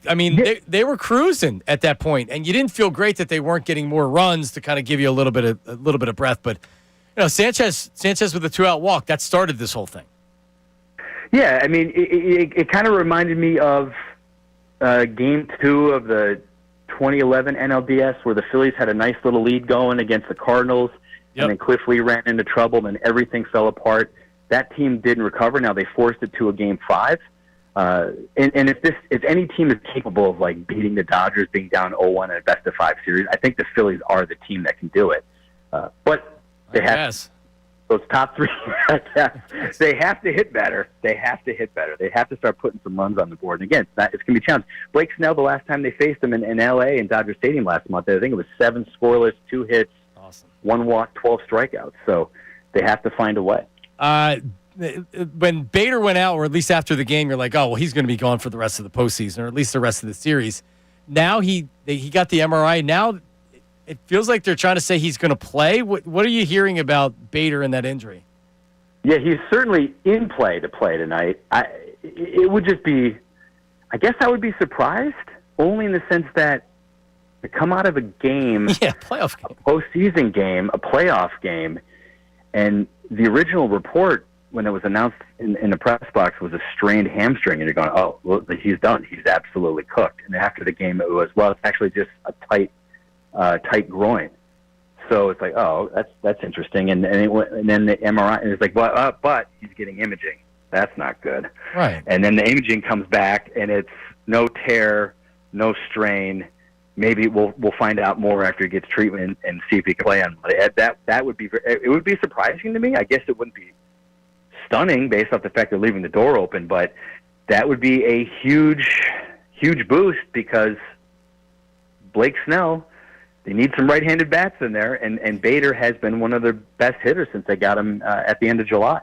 I don't know, man. It feels like a guy that you can't have out there 60% playing center field's a bad idea. And I mean, if they're going to let him decide. I mean, I don't know, man. It's weird because normally you leave a game early in a game because you're injured because there's a hamstring groin injury. I think he's going to try to go. I don't necessarily know if it's a good idea. Well, you know what? I think if they lose this game, the season's basically over anyway. So maybe in Harrison Bader's mind, he's like at 80%. If I go and I blow out, maybe he's like, well, at least I gave it a shot. Because now you think about it, now Brandon Marsh is in center field, and it's another left-handed bat that you don't want in there. I think you really do want to load up on those righties. So again, maybe Harrison Bader at 80%, 85%. Maybe he can do enough out there to help you win a ball game. When do you have a Philly show tomorrow or post game tonight? Yeah, we're going to do one really early tomorrow morning because I got a 9 a.m. flight to LA. So really early. Yeah, so hopefully, ideally it's a nice, quick, easy win for the Phillies to give us something fun to talk about because the last couple of days have been a lot of doom and gloom going on. After the Game 1 loss. Yeah, it was bad. The Philly Show with Todd and Jim Salisbury and Rube. That's wherever you find your podcast, check it out. It's really, really good stuff. Todd, appreciate it, man. We'll talk. Good talking to you. See you. All right, man. Thanks. There he is. Todd's the Zoe Zone. Todd's lucky Zoe. Yeah, it doesn't make me feel any better. Ray, feeling better? Nope. Nope. I came in today's show knowing I wasn't going to feel better. I got stuck in like a half-hour traffic on top of coming in today. I just had the feeling of a miserable Monday. And it's always good to hear Todd Zalecki's voice, always good to talk to him. But there was nothing today that was going to bring me back. I was in dire straits Friday. They hadn't lost the game yet. You sure were. Yep. Some people are blaming you out there. Some people. Yep. I went 1 for 7 runners in scoring position. 2-1 3-run shot. Well, I mean, obviously the fans are the fans' fault. 215-592-90. Oh, my God. Dump it. 610-632-0975. That's the first time. That's the first time. You've gotten everyone out of the way, though, at this point. Yeah, you've gotten everything out of the way at this point. I guess. 610-632-0975. Kyle, I will get to your phone call. We've gotten great reaction on the text line. We also do take phone calls on this station. And the phones are working. 610-632-0975. Couple good calls so far. But with the Eagles, back to them and the Phillies. Hurts, AJ, and Devontae talking about the struggles on offense. And the deep ball missed to AJ. That's all coming up after this. Middays with Marks, 97.5 The Fanatic. Now on 97.5 The Fanatic Sports Update. What a weekend. I'm Ray Dunn. This update is brought to you by Groundworks, your trained and certified experts for basement waterproofing and foundation repair since 1997. Book your free inspection at groundworks.com. The Eagles blew a 14-point lead at home, lost 21-17 to the Broncos yesterday. Saquon Barkley just 6 carries for 30 yards, spoke postgame about facing adversity. Now we have adversity, really adversity. Like our first real adversity, like we lost a football game. We haven't lost a football game since Washington last year. We got a lot of guys banged up. We got to get healthy, got to come to work. He's not the only one talking about it. Hurts, Devontae, AJ, everyone addressing the passing game, the offense after the game, and just getting on the same page. And if that wasn't enough for you this weekend, the Phillies blew a 3-0 lead in Game 1 of the NLDS against the Dodgers. Teoscar Hernandez hit a go-ahead 3-run homer off Matt Strahm. Game 2 tonight at 6:08 at Citizens Bank Park. Blake Snell, Jesus Luzardo, the matchup on the mound. Good moment of the weekend came at Chester. Union won Sporters Shield with a 1-0 win over NYCFC, locking up the best record in Major League Soccer. This update is also brought to Macy's Backstage. Macy's Backstage is a whole department inside your Macy's store where you can find the looks, all for under $30. With new arrivals every day, you never know what you'll find. Find location at Macy'sBackstage.com. I'm Ray Dunn, your home for the best Birds coverage, 97.5 The Fanatic. The Philadelphia Flyers.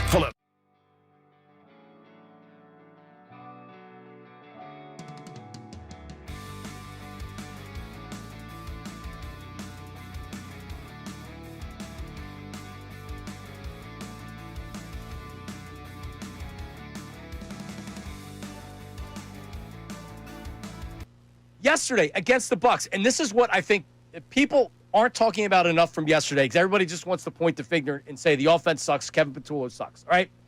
That is a very difficult place to win. The Eagles know that.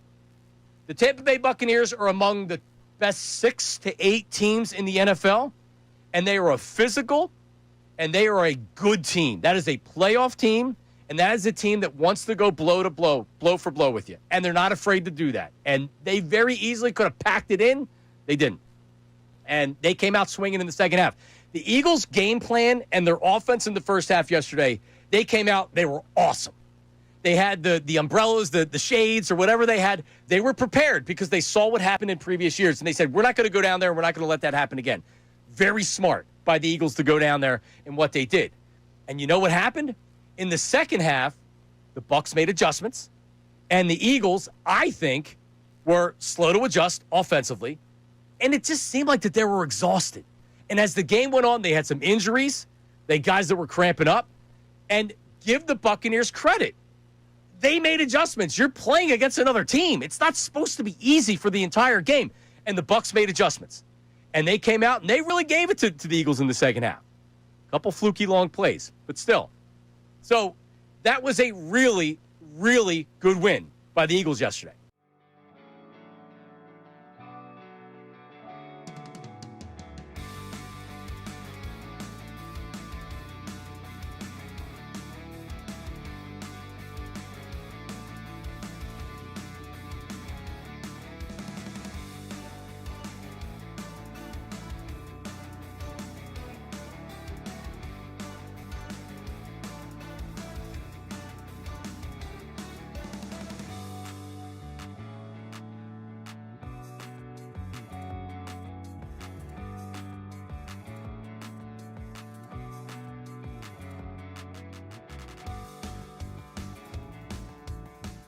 Philly fans, you are the best sports fans in the world. You're not stupid, so why should you have to hear outlandish takes that make you shake your head? You shouldn't. That's why Unfiltered is the show for you. Each afternoon from 2 to 6, we only bring you honest opinions and analysis. We may not agree all the time, but what you hear is what we genuinely believe. It's not some rage bait to try to spark conversation. So make the switch to Unfiltered with me, Bill Colarulo, my man Ricky Bo, and Silvana Kelleher.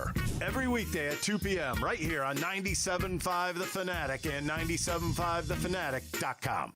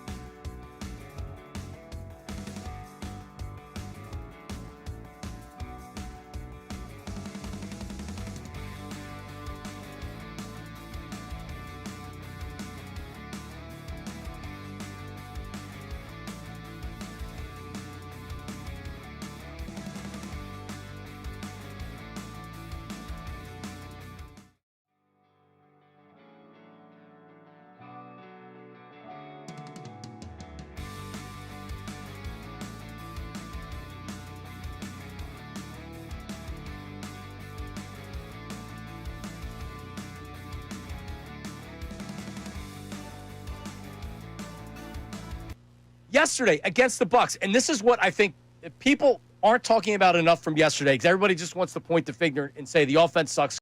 Phone call, and then we'll get into the situation here because I think Alan, calling from Jersey, has he has the point. This is probably the best point.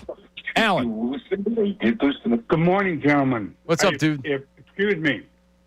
Sorry for the good. What do you morning? Morning. I got you mid-bite, huh? Yeah. That's okay. Morning, and we'll leave it like that. But Phillies, you hit it right on the nose. But last year, they did the same thing, our fearsome foursome.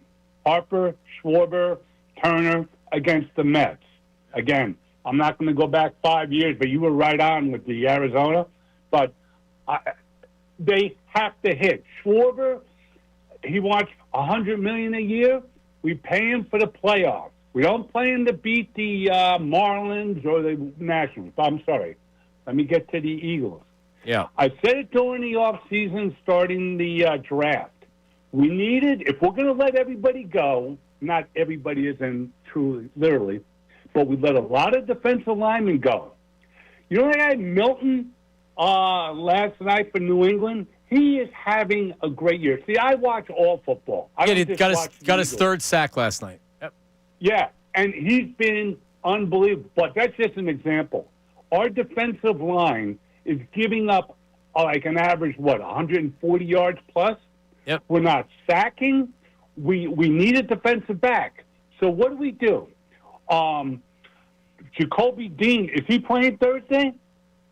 He was practicing. I don't know. I mean, you would have to take somebody off the field for Jacoby. But Well, Jacoby Dean is the better player, in my opinion. I know everybody's going to jump on me. But the bottom line is our defensive line, no sacks. Offensive line is getting old. Lane Johnson was sacked 6 times. Can you imagine if that was a statue back there, if it wasn't Jalen Hurts?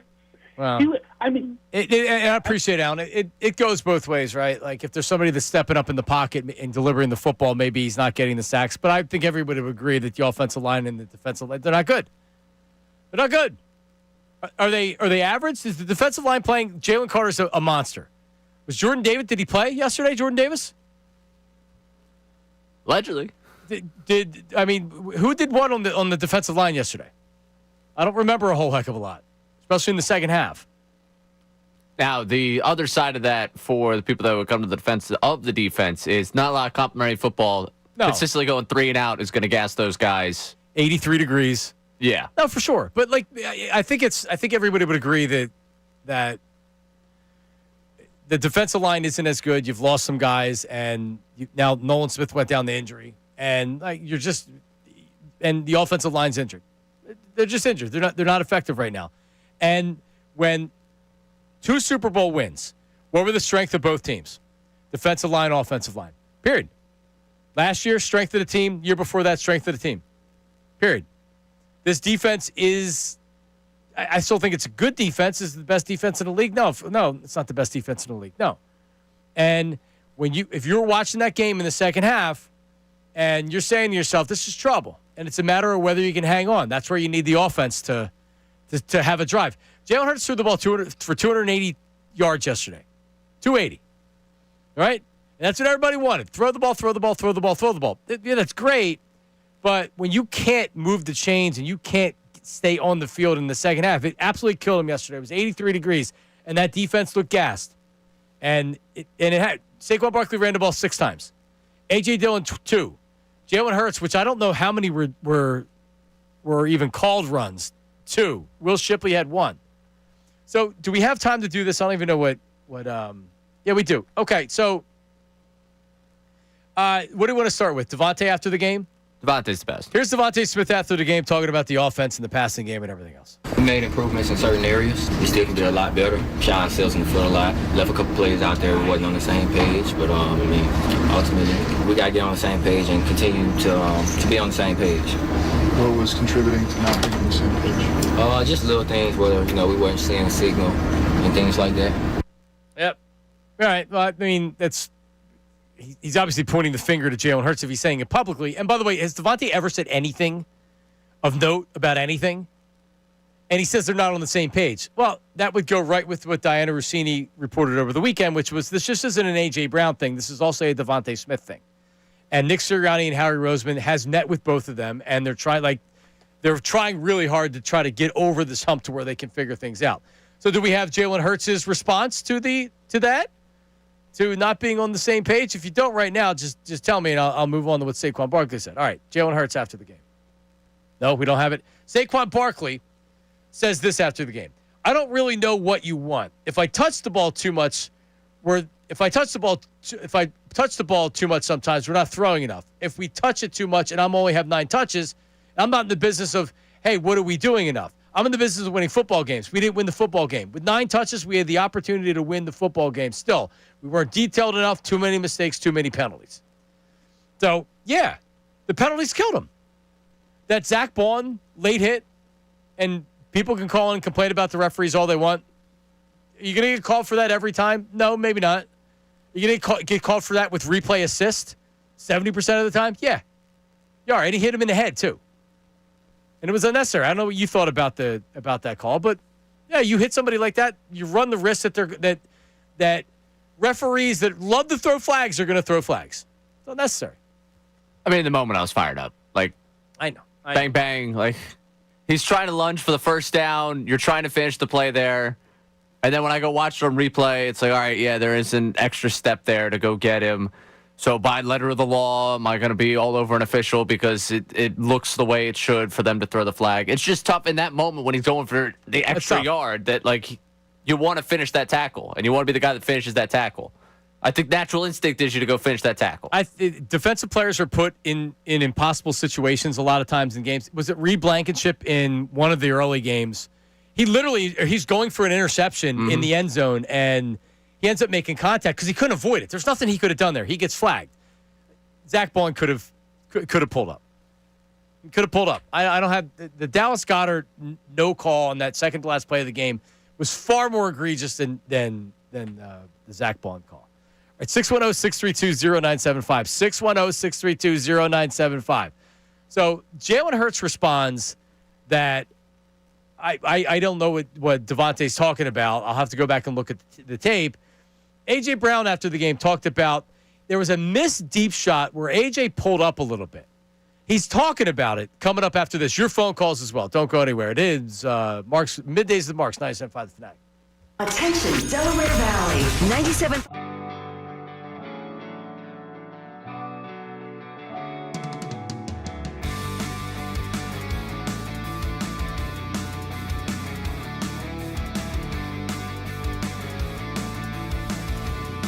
It's been less than, I don't want to say impressive, but like it leaves you wanting more.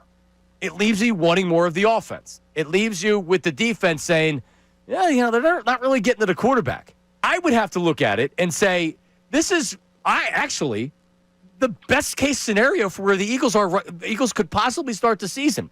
They haven't lost the game, and the players, the coaches, the fans, I don't think there's anybody that's associated with the Eagles right now that feels like they're playing great football. And they don't think that they don't have to play better if they're going to win another Super Bowl. So guess what? They're not satisfied. I'm not satisfied as a fan. The coaches sure as hell aren't satisfied, offensively and defensively. And the players can't be satisfied as well. And they're 4-0. And by the way, they're the best team in the NFL. And I don't think it's particularly close.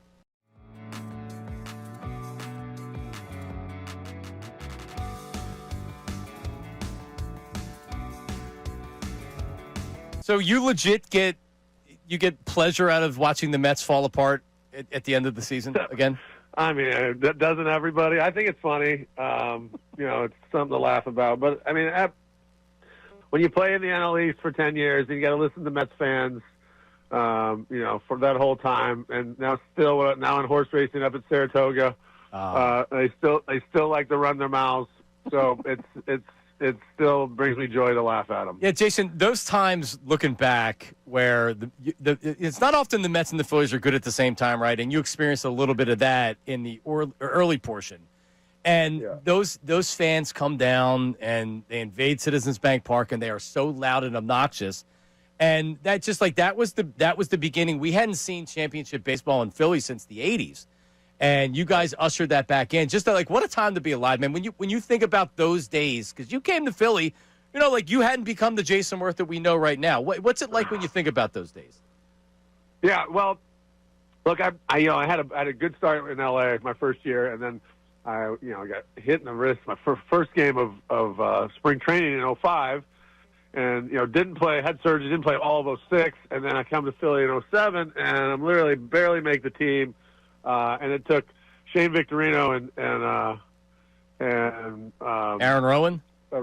No, God, I'm drawing a blank. Took two guys to get hurt on the trade deadline for me to even get a chance to play, and then Charlie Still was a little apprehensive to get me in there, but I played so good in August of '07 when we really started our first run, and that was kind of my when I had a chance to play and coming out, and that's when we started to run down the Mets. So there was that big series at home, the 4-game series where we swept them, and that's when, for me, that's when Philly really came back alive with baseball, and it was that team that ultimately the next year won the World Series and ran down the Mets 2 years in a row. So that's where the whole kind of rivalry started. But you're right, they would come down, they'd invade Citizens Park, they're obnoxious. You go up there and you play 12 games a year up there, and you got to listen to them run their mouths. So it was sweet to be a Philly back in those days, and I'm proud of what we accomplished. And man, we had good teams, and here we are again with my guys Trey and Bryce are playing in Philly now, and they're kind of towards the end of their careers, and I guess they're still in their primes a little bit. But this is what it's all about, man. This is Philadelphia baseball in October, Red October. Let's go. You're listening to 97.5 The Fanatic, WPEN and WPEN HD1 Burlington, Philadelphia. Beasley Media Group station broadcasting live from the Comcast Business Studios, powering possibilities. That's Jason Worth. I'm gonna give you A.J. Brown after the game, speaking about a deep ball that I guess this is the one where he ran his route and he gave up on it because he wasn't the primary read and he never gets the ball if that's the case. Here's A.J. Brown after the game. From my point of view, we just missed. It looked like you slowed up on the play. Did you not think the ball was coming your way, or what happened with that? It's not that I didn't think the ball was coming. When I looked up, I didn't see the ball. And I looked back, I didn't see the ball. And then the ball was thrown. So, like I said, we just missed. Did you guys talk after the play about maybe miscommunication? What happened? No. No, he didn't. So, Ray, for people that didn't see it, the play that's out there, he does like a stutter step, and he actually gets wide open. Yeah. The ball was thrown. If he's going full speed the whole time, he likely catches it. But when people say he gave up on the play, it wasn't one of these George Pickens or he's quitting out there. It seemed like that he just didn't think the ball was being thrown, and he's more or less just kind of going through the motions. Agree, disagree? I don't know. I saw that replay. The first thing I thought about was I think it was McManus that was on with us last week or been on with us over the last couple of weeks that mentioned some of the routes, whether A.J. Brown's heart's been entirely into it on some of them. That was the first thing that jumped to my mind was, I'm not getting the football. Oh, another deep route where I'm just not – the ball's not coming my way. I peeked back and Hurts double-clutched, and he's not going to come my way. I'm just going to pull up here. That's with how mad he's been about the offense. Like in the moment, you're annoyed. Yeah, sure. You slow up. No, but here's the question: so if he runs, how many times does he do that a game? Because the ball's not getting thrown to him a lot. Yeah, I mean it's your job though. No, I don't disagree. I'm saying, but this is where we're at right. This is where we're at right now. Yeah, I mean I don't think I'm gonna get brush it off because that's where we're at. If you, especially after this week, you did the whole, if you're not wanted, withdraw quote, and then we had to have that whole conversation all week. The ball's coming your way on this one. You don't know it, but your job is to catch the football. You ended up getting open. Hurts actually saw you open. He threw the deep ball, and of all the deep balls he threw yesterday, that would have been the one that wasn't a step behind the guy.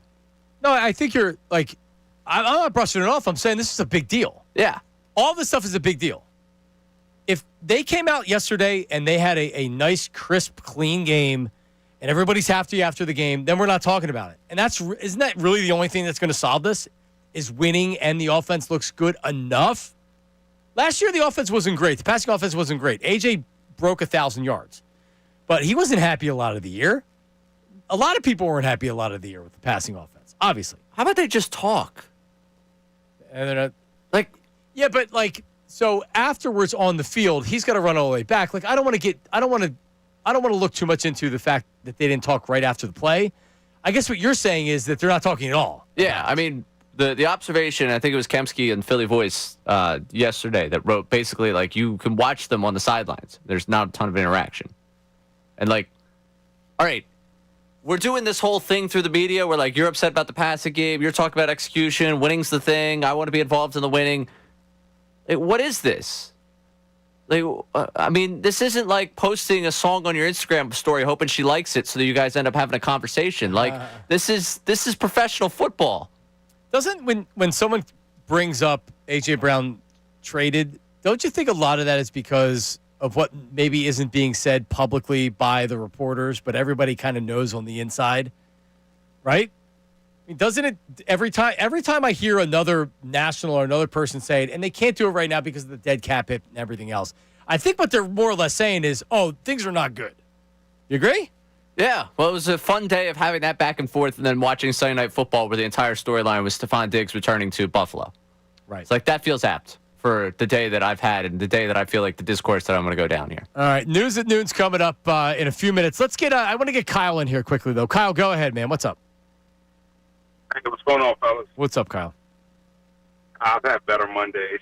Man. So, I just want to say, I know everybody's down. Obviously, the Phillies and the Eagles losing was sort of like a combo gut punch, right?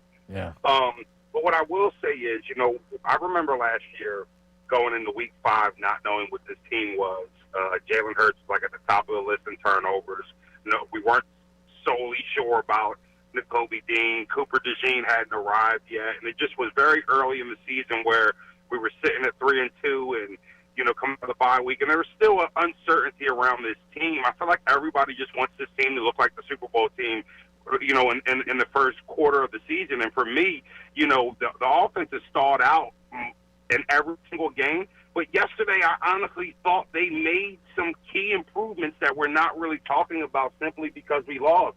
The big play arrived yesterday, and that's what I've been wanting to see from the offense.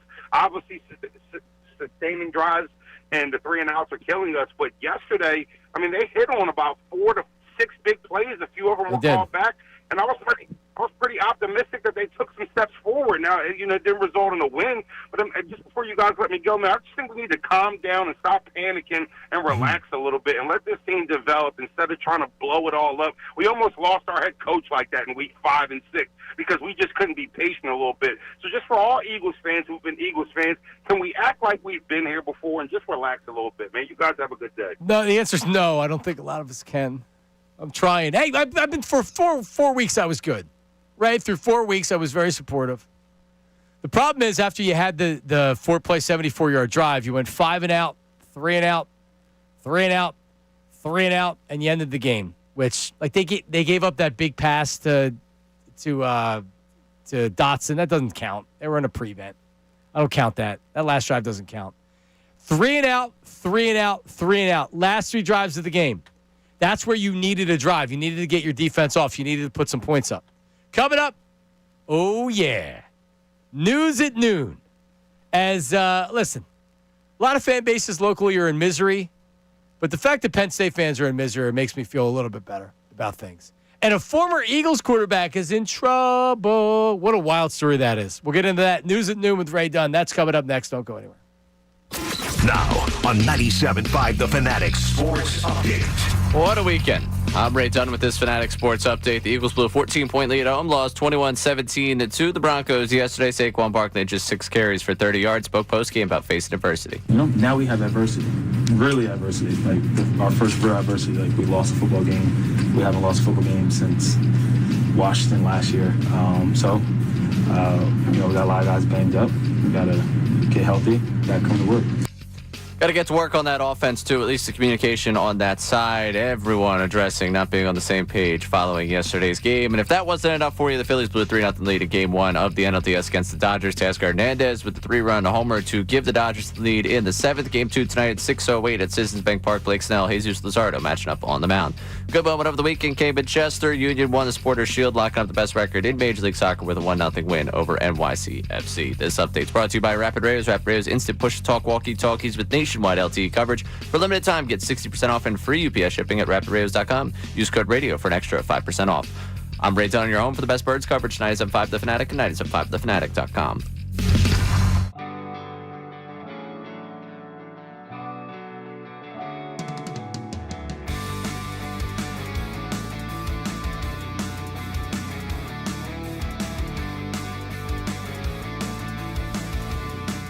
Now, it's a great problem that they're 4-0. Like, you're 4-0. You should be happy as fans. We talked about this yesterday.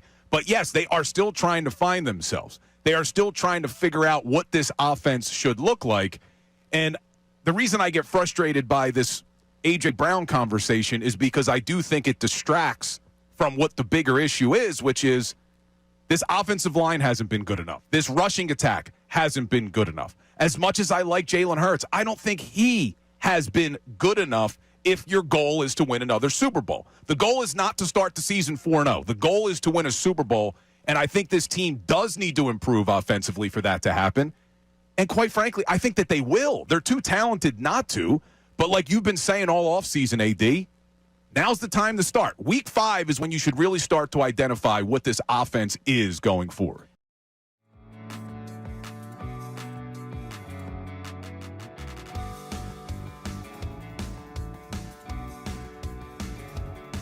I keep hearing from a lot of people, oh, this is the 2023 offense all over again. Kevin Patullo, he's the next Brian Johnson. Things are going to be ugly. Now, the crazy thing is I went back and just looked at that 2023 season through the first 4 games, and my mind was blown. Now, I know things started to go south at the end of that season. A lot of it was defensively related. A lot of it was because they just couldn't figure out how to stop the blitz. But at least through the first 4 games, I can't believe I'm saying this. I'd kill for that offense right now. Listen to these numbers through the first 4 games of 2023 that everybody wants to compare this team to. They were averaging close to 400 yards of offense per game in those first 4. 392. They had close to 30 points a game at 29.5. Their passing offense was averaging over 225 yards. They were averaging 7 yards per pass attempt. Their rushing attack, 165 yards a game and a 4.7 yard per carry. They only had 11 sacks against, 4 turnovers.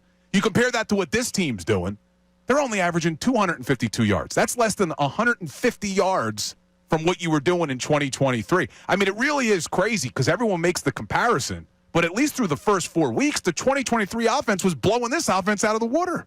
Well, first of all, the 23 and 2025 Eagles are nothing alike.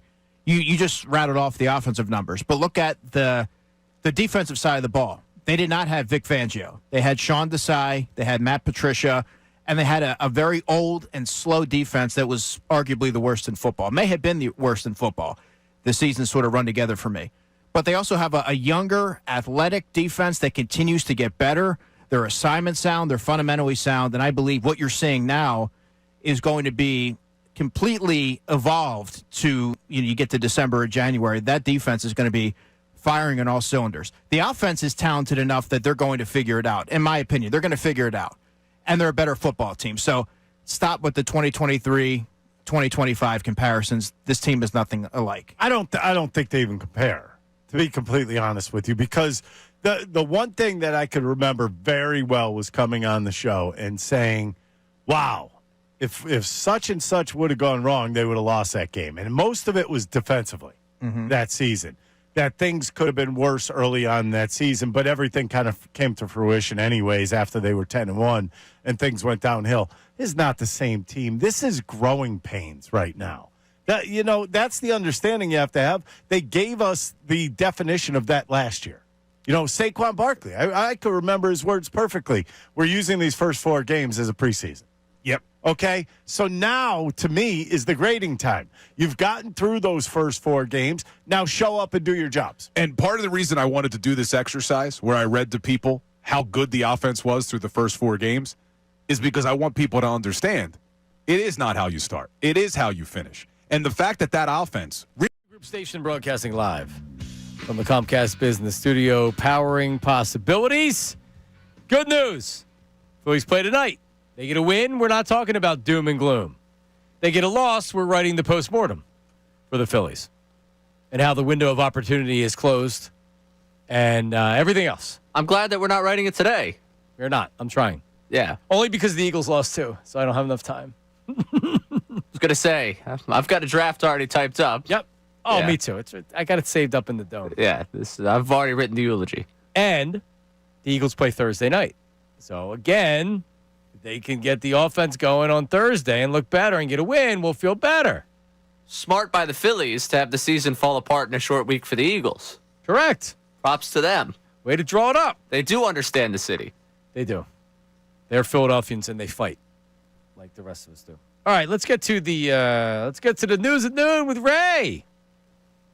This city needs its news. Now, it's time for I'd like to be remembered as a good newsman. the news at noon That's the coolest story I've ever heard in my entire life. That's insane. with Ray Dunn. Time for the stories you don't care about from the person you also do not care about. Is that what we settled on last That's week? you. That's me? All right. Sounds you. good.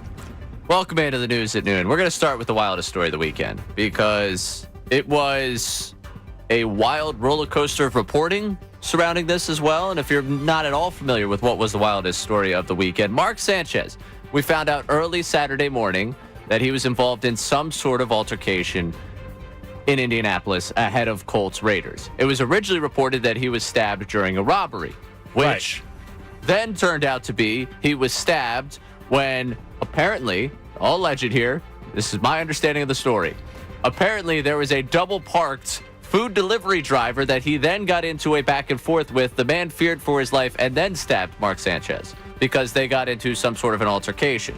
He was then arrested after being released from the hospital with, to be clear this, battery resulting in injury, public intoxication, and unlawful entry of a motor vehicle. Yeah, so apparently what happened was, like you said, this truck was double parked. It was at the hotel, and he told him to move it, and he said the hotel manager told him he could move it. And this driver's like, what are you talking about? So Sanchez ended up like shoving him up against the wall, and the dude pepper sprayed him. And when that didn't stop him, then he tried to enter the truck, and that's when the dude stabbed him. But Right. Sanchez clearly intoxicated. So what happened here? He got so drunk he didn't know what was going on. Right. It appears to be that would be the case for him. This is how Fox handled the beginning of the broadcast without him from Chris Myers. Thank you for being with us and for tuning in. I'm Chris Myers along with Brady Quinn, who is stepping in for Mark Sanchez. And obviously, we all want to send out our thoughts and prayers to Mark and those involved in Friday's incident as we get ready for today's game. And this game should be a good one. It was not a good one. It was a blowout. And I want to say that if the statement regarding your stabbing sends thoughts and prayers out to all involved with the incident, you were in the wrong. I don't think you say anything. I don't need Chris Myers saying anything about it. Just do the broadcasting. Well, I mean, that's all he got. He got about 10 seconds there about, hey, Mark, we hope you're okay. And also, by the way, the person that we realized that Mark wronged, we also are thinking of you. But also on Sunday, you knew he was okay. You knew he was already I think they came to the hospital and they didn't arrest him, but he was going to be charged. Yeah, he was charged with they're misdemeanors. Just three misdemeanors. Yes, they were misdemeanors. There was something that came out over the last couple hours with Schefter. Let me give you the latest on this one. He is now facing a felony charge of battery involving serious bodily injury. So that's been over the last half hour we got here from Schefter. Thoughts and prayers. So this guy was. You ever work at a restaurant? You don't look like a guy that's worked at a restaurant. I absolutely have multiple pizza chefs. Really? Yeah. So you know where you dump all the oil, the fryer oil and stuff like that. So you have trucks that come and they grab that. They have a big truck and they throw it in the back of the truck or whatever. So that guy was trying to do that. The hotel that Mark Sanchez was that's at. what it was. And for whatever reason, because this idiot was probably too drunk to know what was going on, he started messing with him and he ends up getting stabbed over it. Yeah. Also, wouldn't want to mess with him. Video shows the men circling the truck before a struggle broke out near a large dumpster. Detectives say Sanchez threw the victim towards the dumpster and the two fought between the truck and the wall. The 69-year-old guy. He told police he used pepper spray to defend himself, but when Sanchez continued advancing, he thought, this guy's trying to kill me, and he pulled out a knife and stabbed him. There you go. Do you think he's putting on the headset for Fox again? Nope. Yeah. Not this year. I don't think so either. All right, let's take you from Fox Sports employee to an ESPN broadcast. College Game Day decided that their prestigious guest picker for Alabama Vanderbilt was going to be Theo Vaughn. Do you know who Theo Vaughn is? No. You are not alone. There is a large demographic of people online this weekend that were very confused as to why he was the celebrity picker. He took his time and his opportunity up on the stage to try and, I guess, score some points with Jess Sims in what ended in a very, very awkward exchange before he went up to go make his second round of picks. Well, we'll talk about that later. Well, the guys are ready for your second round of picks, so go ahead, right up there. Oh, I'm already gone? You're already going. See you later. Will I see you again? No, I hope not. Will I ever see you again? No, hopefully not. So he's got 9 million followers on Instagram. Yeah, he's a podcaster. So the podcaster comedian. So they're saying, like, how do we get younger people to tune into our show? Oh, well, there's Theo Von. He's got 9 million followers on Instagram. Hey, Pat, you think that's a good idea? Yeah, that's a good idea. That's how he ends up on there. Yeah. Did he go to Vandy or something? He's got some sort of Vanderbilt connection, made people from Alabama upset because it was at, everyone was upset over college game day because everyone's upset over college game day. I just like that he just got absolutely shot down. It was hilarious to me to listen to Jess Sims be like, yeah, I hope I never see you again. Did you know who Theo Von was? Yeah. Of course you did. Yeah, I mean, listen, I want to make it very clear. I'm not engaging with the content, but my algorithm is that of a 20-something-year-old. Does he not have good content? He's not my favorite of the people out there. He's not. Okay. I don't find it particularly funny. But, hey, he does his thing. He's got 9 million viewers. Go for it. Go for it. Now, of course, that isn't the biggest story in college football this week. It's not the biggest story. And, listen, I don't ever want to come across as not being sympathetic to the struggles of a fan base. But we have to go out west. James Franklin. What happened? What happened? They lose to a team in UCLA that hadn't won a game. Here's James Franklin after the game. Obviously, we did not handle last week's loss well. We also lost some players in that game during the week. And then everything else. Travel, everything else. Did not come out with the right energy to start the game. And before you know it, obviously they get a touchdown drive and an onside kick, and now you're fighting. They gain confidence, and we're fighting for the next 3 quarters. So that's my responsibility, and I didn't get it done. Yeah. They actually, I thought they were going to win the game. They came back in the second half, and it's like, all right, they're going to end up rolling them. But UCLA, that kid from Tennessee, they were 0-4. And he had a really good game. That was, I couldn't believe what I was watching. I was watching the game. I couldn't believe that UCLA was just having their way up and down the field on Penn State's vaunted defense. I just kept getting the updates from people, from Penn State fans that were upset about the day. And, I feel for the Penn State fans. I don't feel for James Franklin. I mean, also listen to that clip. Oh, the travel. The travel's so difficult. We've all sold our souls to these super conferences where we need to do this travel, as if the football team's the one that suffers the most from travel. If I was on the basketball programs, listen to him talk about that, like, oh yeah, you go play on a Tuesday night out in LA. Like, last year he was bitching that the State College Airport, not a long enough runway. They have to go to Harrisburg, and it's like, oh, they got to drive to Harrisburg. Oh, shut up.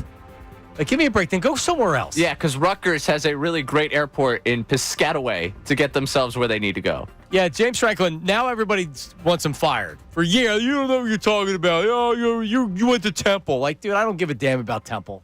Aha, but I do. 3-2, baby. KC Keeler wins again this weekend. But now I care about Temple because I'm a bandwagon fan. Yeah. They look good. It did. That was a good win. It was. Toughest strength of schedule in the state right now? Does it reside in State College? Penn State knocked out of the top 25. They went from 7 to out. Oh. They were third. They lose. And then they lose to UCLA. They're out of the top 25. So now everybody wants Franklin fired now. It's a $50 million buyout. He's going nowhere, homie. Oh. Penn State's not coming up with $50 million to buy him out. Your only hope if you really want James Franklin gone, and like I'm not a Penn State fan. I watch every game I watch every Penn State game. I'm not a fan. I don't care what you do with him. It's better if he's there than he's not, as far as I'm concerned. But like they're not paying $50 million. Your only hope is that Franklin looks at it and says, okay, this university wants me. They're going to pay me the same amount of money or more to come. So even though it's a $50 million buyout, I want to save face at the university and say, you know what? Like, let me just move on. I'll make the same amount of money. Was it Jimbo Fisher got $75 million and he got fired from Texas A&M? That's the most ever. This would be the second biggest buyout ever. That's the dream, by the way. Yeah. My dream always is college football coach that fails at Power 5 school. Yeah, like Steve Adazio, who is a loser, and I hate him. He went to Boston College and was average at Boston College, and he went to Colorado State and they fired him. Then he went to Texas A&M with Jimbo Fisher, former Temple coach. You can tell how much I resent him because I don't like him. And like he's made millions of dollars on being essentially a gym teacher with a pencil in his ear. That's what he is. Really, he's a glorified gym teacher. Steve Adazio. We'll say Power 5 conference, failure. I would rather get the big contract and fail after 3 years than do the 20 years of coaching in that sport. I would live off it forever. I'd go find some sort of media outlet that would be like, you know what? He coached 1 year to a bowl game. Yeah. Right. He made a couple $100,000 a year to be a bad analyst, and then you find some other sucker college, and then they hire you. Quick Mark Sanchez story. So back when I was working mornings with Anthony, so this is 2016, when Mark Sanchez was here, he went out, he'd go out and eat cheesesteaks and stuff after games. Well, he was at Yakitori Boy doing karaoke in Chinatown on a work night. They'd practice the next day.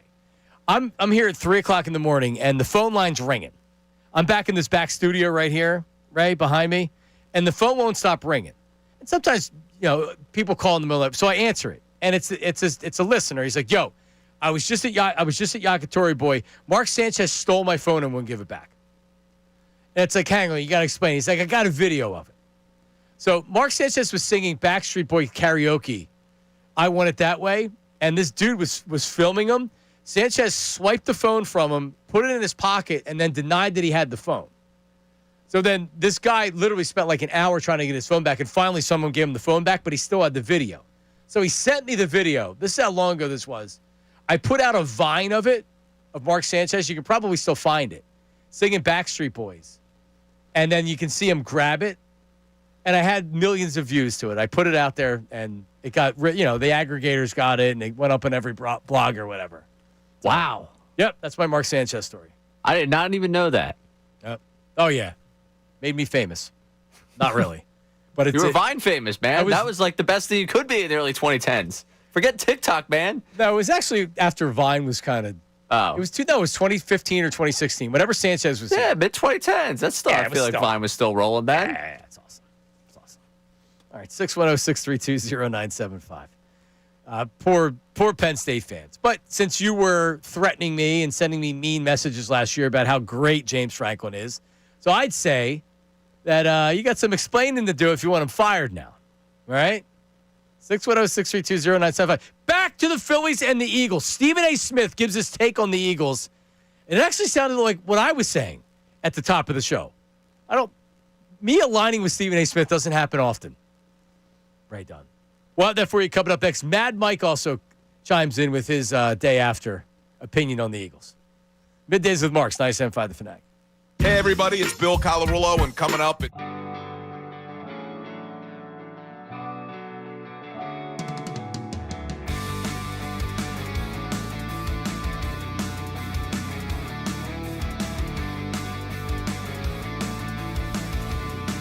now, it's a great problem that they're 4-0. Like, you're 4-0. You should be happy as fans. We talked about this yesterday. But, yes, they are still trying to find themselves. They are still trying to figure out what this offense should look like.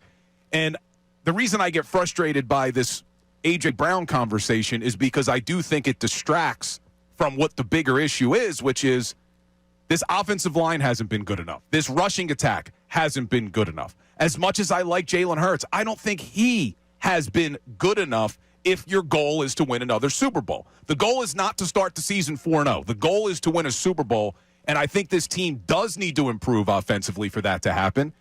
And quite frankly, I think that they will. They're too talented not to. But like you've been saying all offseason, AD, now's the time to start. Week 5 is when you should really start to identify what this offense is going forward.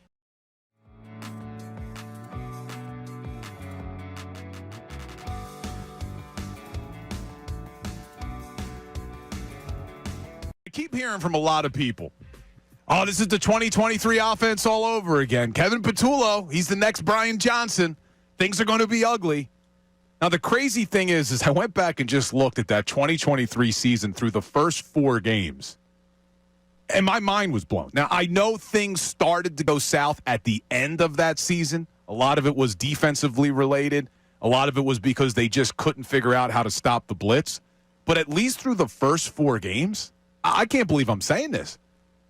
I'd kill for that offense right now. Listen to these numbers through the first 4 games of 2023 that everybody wants to compare this team to. They were averaging close to 400 yards of offense per game in those first 4. 392.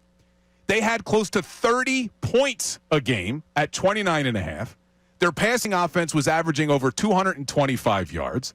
They were averaging 7 yards per pass attempt. Their rushing attack, 165 yards a game and a 4.7 yard per carry. They only had 11 sacks against, 4 turnovers. You compare that to what this team's doing, they're only averaging 252 yards. That's less than 150 yards from what you were doing in 2023. I mean, it really is crazy because everyone makes the comparison, but at least through the first 4 weeks, the 2023 offense was blowing this offense out of the water. Well, first of all, the 23 and 2025 Eagles are nothing alike. You just rattled off the offensive numbers, but look at the defensive side of the ball. They did not have Vic Fangio. They had Sean Desai, they had Matt Patricia, and they had a very old and slow defense that was arguably the worst in football. It may have been the worst in football. The season sort of run together for me. But they also have a younger, athletic defense that continues to get better. Their assignment sound, they're fundamentally sound, and I believe what you're seeing now is going to be completely evolved to, you get to December or January, that defense is going to be firing on all cylinders. The offense is talented enough that they're going to figure it out. In my opinion, they're going to figure it out. And they're a better football team. So stop with the 2023, 2025 comparisons. This team is nothing alike. I don't think they even compare, to be completely honest with you, because the one thing that I could remember very well was coming on the show and saying, wow, if such and such would have gone wrong, they would have lost that game. And most of it was defensively that season.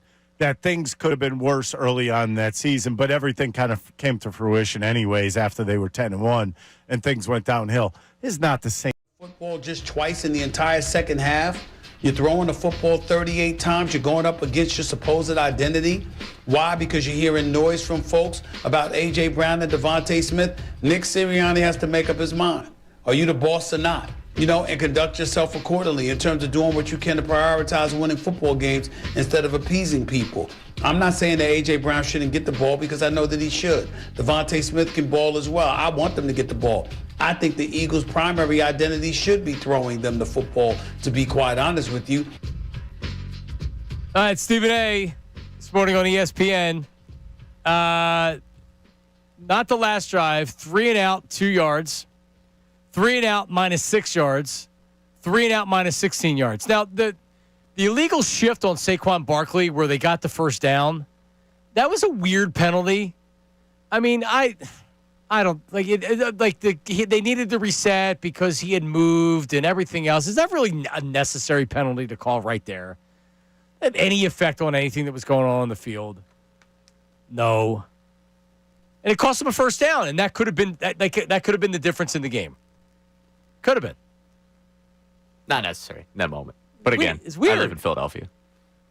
Yeah. I realize my bias on that. I'm watching it like, really? Are you kidding me?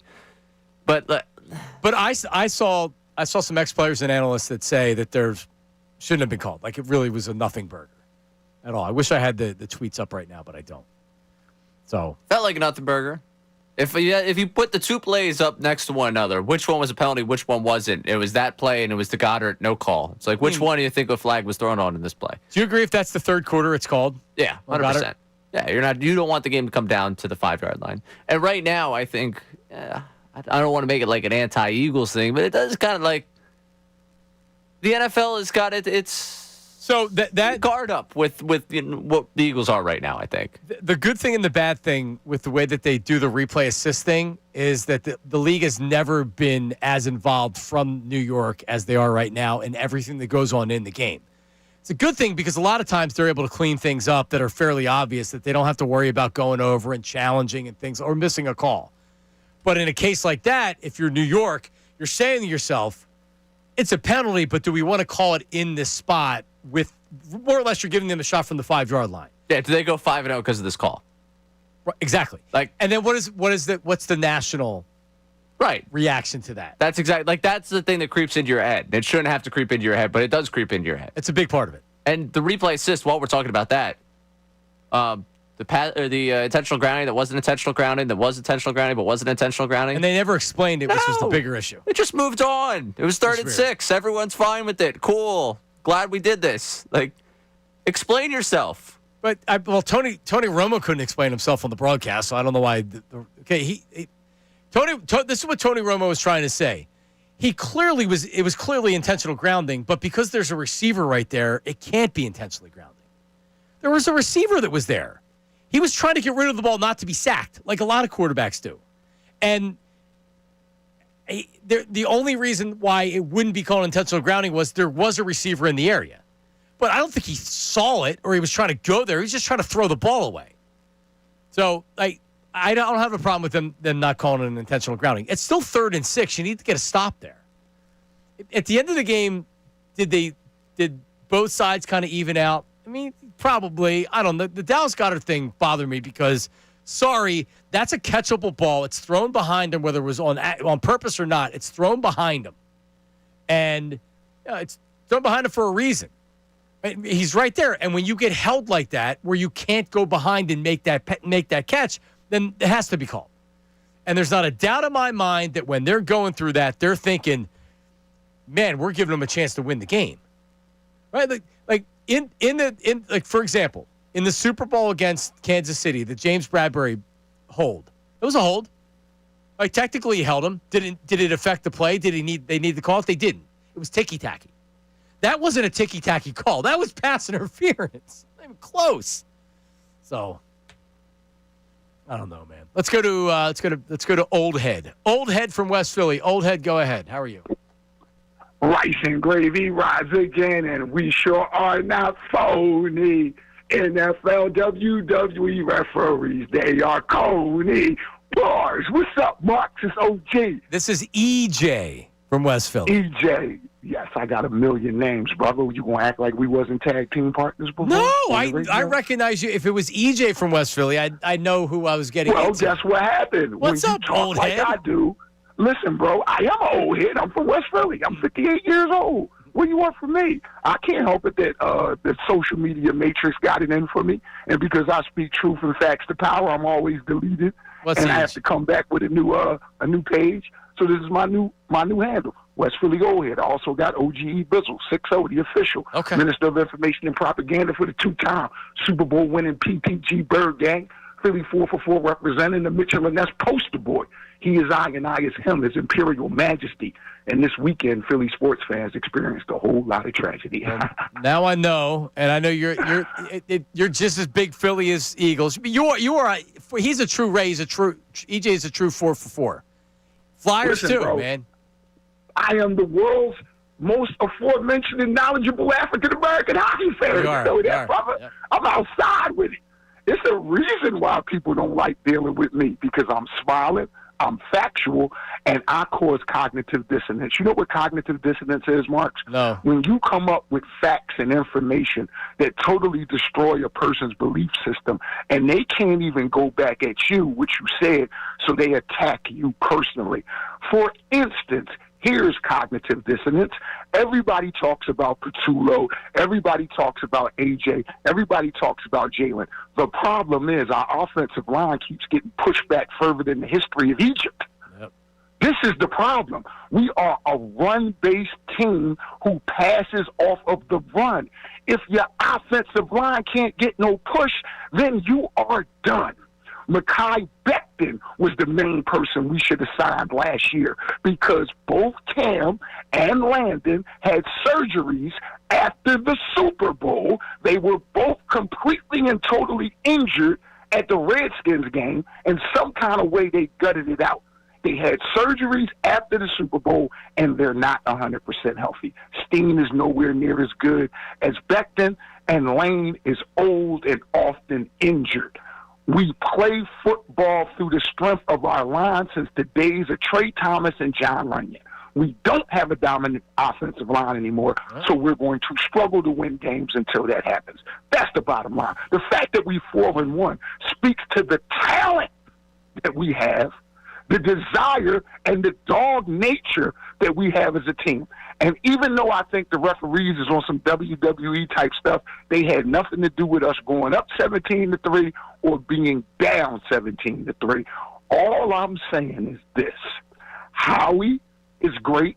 I bet you Howie wish he'd have kept Becton and he'd have kept Isaiah Rodgers, because when it was 17-3, I looked to my man in the stands at the Bud Light deck and I said, the team who scores the next touchdown is going to win this game. And once it was 17-10, I said, they're going to find Kelly Ringo.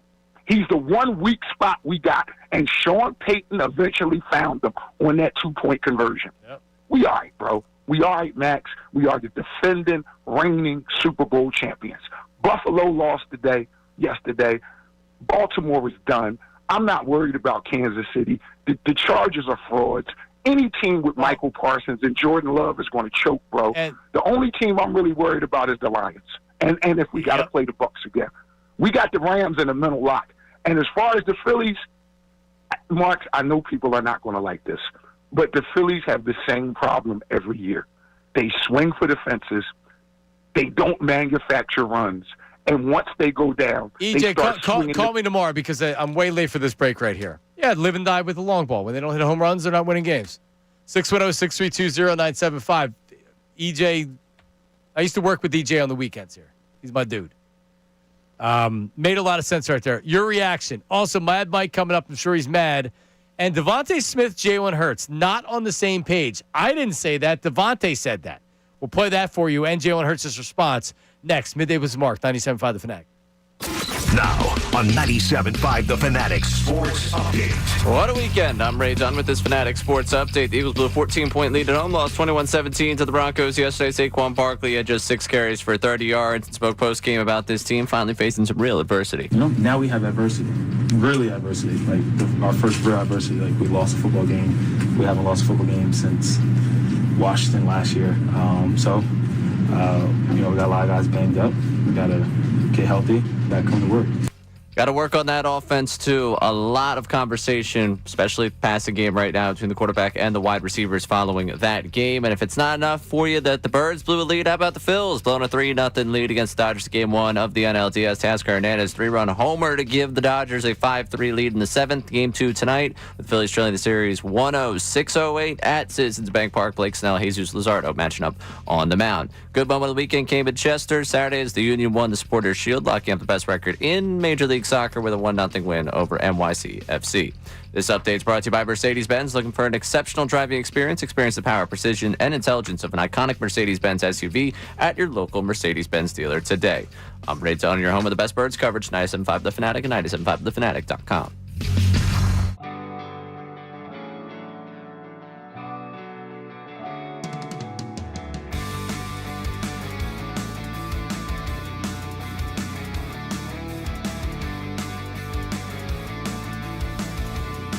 It's been less than, I don't want to say impressive, but like it leaves you wanting more. It leaves you wanting more of the offense. It leaves you with the defense saying, yeah, they're not really getting to the quarterback. I would have to look at it and say, this is actually the best case scenario for where the Eagles are. The Eagles could possibly start the season. They haven't lost the game, and the players, the coaches, the fans, I don't think there's anybody that's associated with the Eagles right now that feels like they're playing great football. And they don't think that they don't have to play better if they're going to win another Super Bowl. So guess what? They're not satisfied. I'm not satisfied as a fan. The coaches sure as hell aren't satisfied, offensively and defensively. And the players can't be satisfied as well. And they're 4-0. And by the way, they're the best team in the NFL. And I don't think it's particularly close.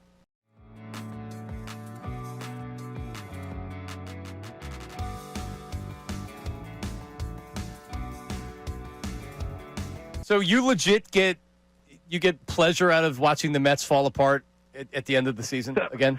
I mean, doesn't everybody? I think it's funny. It's something to laugh about. But, I mean, when you play in the NL East for 10 years, and you got to listen to Mets fans, for that whole time, and now in horse racing up at Saratoga, they still like to run their mouths.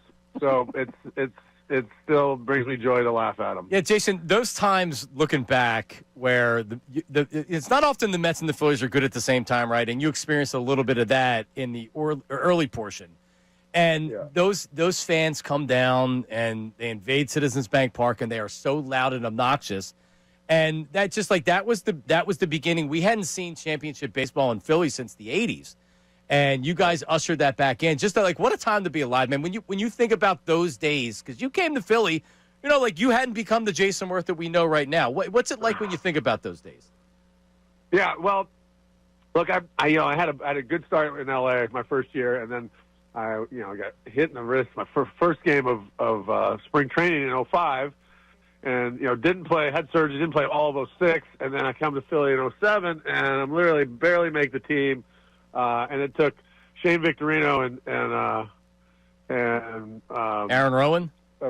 No, God, I'm drawing a blank. Took two guys to get hurt on the trade deadline for me to even get a chance to play. And then, Charlie Still was a little apprehensive to get me in there, but I played so good in August of 07 when we really started our first run, and that was kind of my when I had a chance to play and coming out, and that's when we started to run down the Mets. So there was that big series at home, the 4-game series where we swept them, and that's when, for me, that's when Philly really came back alive with baseball, and it was that team that ultimately the next year won the World Series and ran down the Mets 2 years in a row. So that's where the whole kind of rivalry started. But you're right, they would come down, they'd invade Citizens Park, they're obnoxious.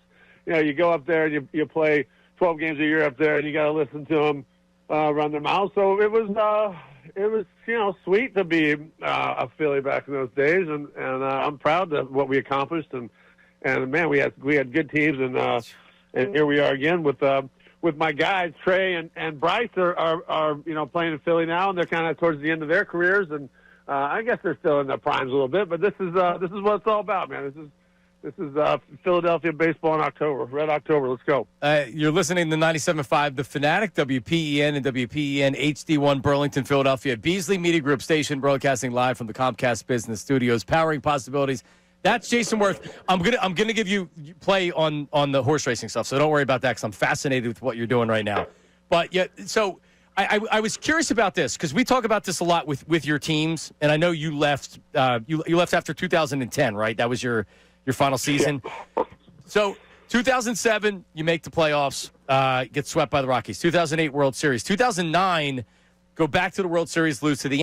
All right, 12 o'clock hour of the program brought to you by Service First HVAC, offering 0% financing for 48 months, rebates and tax credits up to $4,300 when purchasing a heating and cooling system. Learn more, Service First HVAC.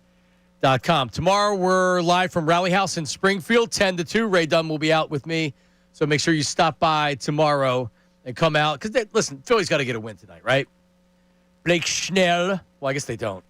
Blake Snell, Jesus Luzardo. You know the Phillies are underdogs in the game tonight. Dodgers minus 134 on the money line. Phillies plus 114. Certainly you can't lose. No, you got to win this one. It's a must-win. And it can't lose. At the very least, it's a can't lose. Yeah. But I believe it's a must win. Yeah. Tonight. Can't lose spot for sure. Yeah, I'm not ready to give up on. I'm not ready to do it. I'm not ready for this season to be over yet. No, I'm not ready for it to be over. I'm never ready for it to be over. All right, but I've already begun the bracing. Objectively, how do you feel right now? Not good. What I really feel like is going to happen tonight is they're going to give us the charity win. And that we're going to buy back in, and then LA is going to be just another animal. Yep. Also, it would there's just so many dark path thoughts going through my mind right now about this team and just right now where we're at. Mentally, I'm just not in a good spot. Yeah, we need 9:08 Wednesday night. If we stay up till midnight and watch them be swept by the Dodgers, I don't know how my psyche recovers from that. I don't know what type of person you're going to get on Thursday. I mean, I'll be miserable, but I'll be in rare form. Well, that's where I watch the game on the couch, because with me, if my feet are on the ground watching, I don't fall asleep. Once you get up on, you put the legs up on the couch, and I'm out.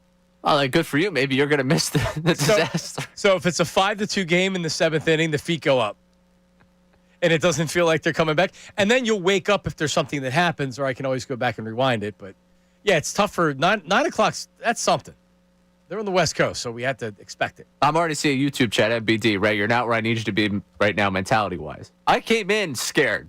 Yeah, you think you're going to be better after today? If I knew anything, you would Saturday be. was just a confirmation of everything I feared. Teoscar Hernandez. That was Dave Roberts. Credit where credit's due. Him flipping Hernandez and Freeman in the lineup makes a really, really tough bullpen decision for Thompson, where it's like, all right, he wants to get Strom against Ohtani. Strom's the Ohtani stopper here. But then he's going to have to go through Hernandez. Yep. You're right. No, it was a good move, and it paid out. It paid off exactly how I guess they wanted it to. All right, so here is Devontae Smith after the game. Back to the Eagles. And we have Philly stuff. Devontae Smith after the game. Here it is. We made improvements in certain areas. We still can get a lot better. Sean Sells in the field a lot. Left a couple plays out there we wasn't on the same page. But, ultimately, we got to get on the same page and continue to be on the same page. What was contributing to not being on the same page? Just little things where, we weren't seeing a signal and things like that. Yep. Got to get on the same page. Get on the same page. Why aren't you on the same page? You got to get a signal. So the quarterback's not doing something to the liking of the wide receivers. You have Jalen's response to it. Here's Jalen Hurts responding to the same page. I'd have to ask him what he's referring to because I don't remember any of those things happening. But, again, if I watch the film and something comes up, that'd be something that we can talk about and grow from. There you go. It's all about growing. Got to grow. Not a lot of growing going on right now. Got to fertilize. We all fertilize. See, I knew you were going there. So I'm going to go to Mad Mike, but the Bills lost last night. No one's freaking out about the Bills. Maybe in Buffalo they are. But here's why. Nationally, they love to see the Eagles lose because everybody hates us. And we do care. No one likes us, but we do care. They should change the song. Well, they also care. Like, it's fun to bash the Super Bowl champion to say that, this team's not what it was before. Yeah. The Bills aren't what we thought they were? Every January, we fed you that headline for the last 6 years. Every year you lose to the Chiefs and you don't make it to the Super Bowl. So. Oh, it's going to be so funny when he closes that stadium. Mad Mike, and I think we got a lot of Instagram views from this because Dutz put up a Instagram reel on it. Mad Mike called in. Really, I would say his first real call to Middays with Marks, ripping the Eagles on Friday. They end up losing. He's probably in heaven today. Hi, Mad Mike. Hey, how we doing? I'm happy, Mike, today. Killing it. This is the best weekend ever. Penn State loses to a scrub. Phillies and baseball's stupid, and they lose. And then the Eagles go out and throw up a clunker like a bunch of idiots. And, Jalen Hurts, I don't have all my toys around me. I can't win a game. What a loser. Loser. But he doesn't say he doesn't have toys around him. He can't win a game. He's got all his toys. No, he doesn't. I mean, his offensive line is not the amazing offensive line. So he's just like, oh no, they can get to me, and I can't stand back there for 20 seconds and make like 18 reads before I do, or just go up and run. What am I to do? Poor Jalen. Poor Saint Jalen. What a loser. Mm-hmm. All right, Mike. Not good today, man. Sometimes it's hit or miss with Mike. After a loss, I don't think people want to hear him. And a lot of times I won't put him on after a loss because I don't want to hear the nonsense. But I just thought he was going to come with a better fastball. Yeah, you didn't have... Yeah, like this is your day. This is your day to celebrate. You hate the guy. He lost his wide receivers to talk about the passing game. You were given a lot of ammunition, and all you came with was he doesn't have his toys, talking about the offensive line. Yeah, and Mike, I'm on the other side of the argument. I could do your argument better than you just did. Yeah, the injuries aren't the issue right now. And, yeah, we can agree the offensive line isn't performing great. There's injuries right there. But I don't watch the Eagles and be like, well, like when I watch Baltimore on defense, their defense is ravaged by injuries. And there's something off down there, too. The Eagles, like, my buddy Len texted me and said he's tired of the drama on this team. And Len is a positive Eagles fan. He's not the guy that's like, they're going to lose this week. He's the guy that's like, no, this team's really good. And he's annoyed with the drama. Because we could sit here, and it's one of my favorite things that Eagles fans want to do. It's like, oh, yeah, I thought Jalen and AJ hated each other. Oh, I thought this was a problem. if you don't realize that there's something going on internally with not only Jalen but AJ and probably others, then you're in deep denial. Deep denial. Something's off. All right, coming up. Text line coming up. Your Eagles reaction. And Phillies lost. Rob Thompson's getting crushed for David Robertson. He probably deserves it. But do you have confidence that they're coming back tonight? Because I feel like Ray Dunn today. I don't. That's coming up. Middays with Marks, 97.5 The Fanatic. Now, a Fanatic Phillies playoff update on 97.5 The Fanatic and 97.5thefanatic.com. Down 1-0. I'm Ray Dunn with this Phillies playoff update, and it's brought to you by Corona. Go ahead, turn any game into your own beach oasis with an ice-cold Corona this red October. Corona, the official cerveza of Major League Baseball. Drink responsibly, and probably needed a cold one after that game on Saturday night. The Phillies go up 3-0 in Game 1. They get 3 runs off Ohtani in the second inning. And then the bats don't do anything the rest of the way. They don't score another run in that game, and slowly the Dodgers work themselves back into it, end up winning it 5-3. Teoscar Hernandez, a 3-run homer to take the lead off of Matt Strahm. But the big question, David Robertson, should he have come in back into the game in the 7th? He hadn't done an up-down since August of 2024. They trust him to come back out for the 7th, allows 2 base runners, puts Strahm in a tough position. Here is Rob Thompson addressing that decision. Well, I wanted to make sure we had a lefty on Ohtani. So if you bring another righty in, he's got to face Ohtani. So that's really what it came down to. Robbie didn't throw that many pitches. I mean, he was good to go. And now a 1-0 series deficit. The Phillies trying to salvage one at home tonight. A 6:08 first pitch. Jesus Luzardo on the mound against Blake Snell for the Dodgers. That first pitch again, 6:08 tonight, as the Phillies try to split at home and set up a really swinging Game 3 in L.A. on Wednesday night. I'm Ray Dunn with your Phillies playoff update on your home for the NBA playoffs, 97.5 The Fanatic and 97.5thefanatic.com.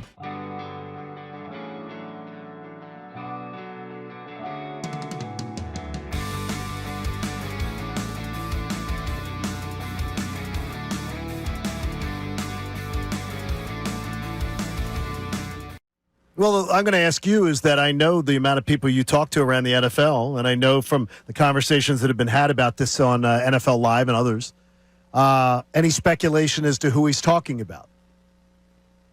Not listening to him. No, I can honestly tell I have not spoken to a single person about that. I honestly have not. We're dealing in injuries on Monday. Yesterday was a day to kind of catch my breath and try on Tyreek Hill.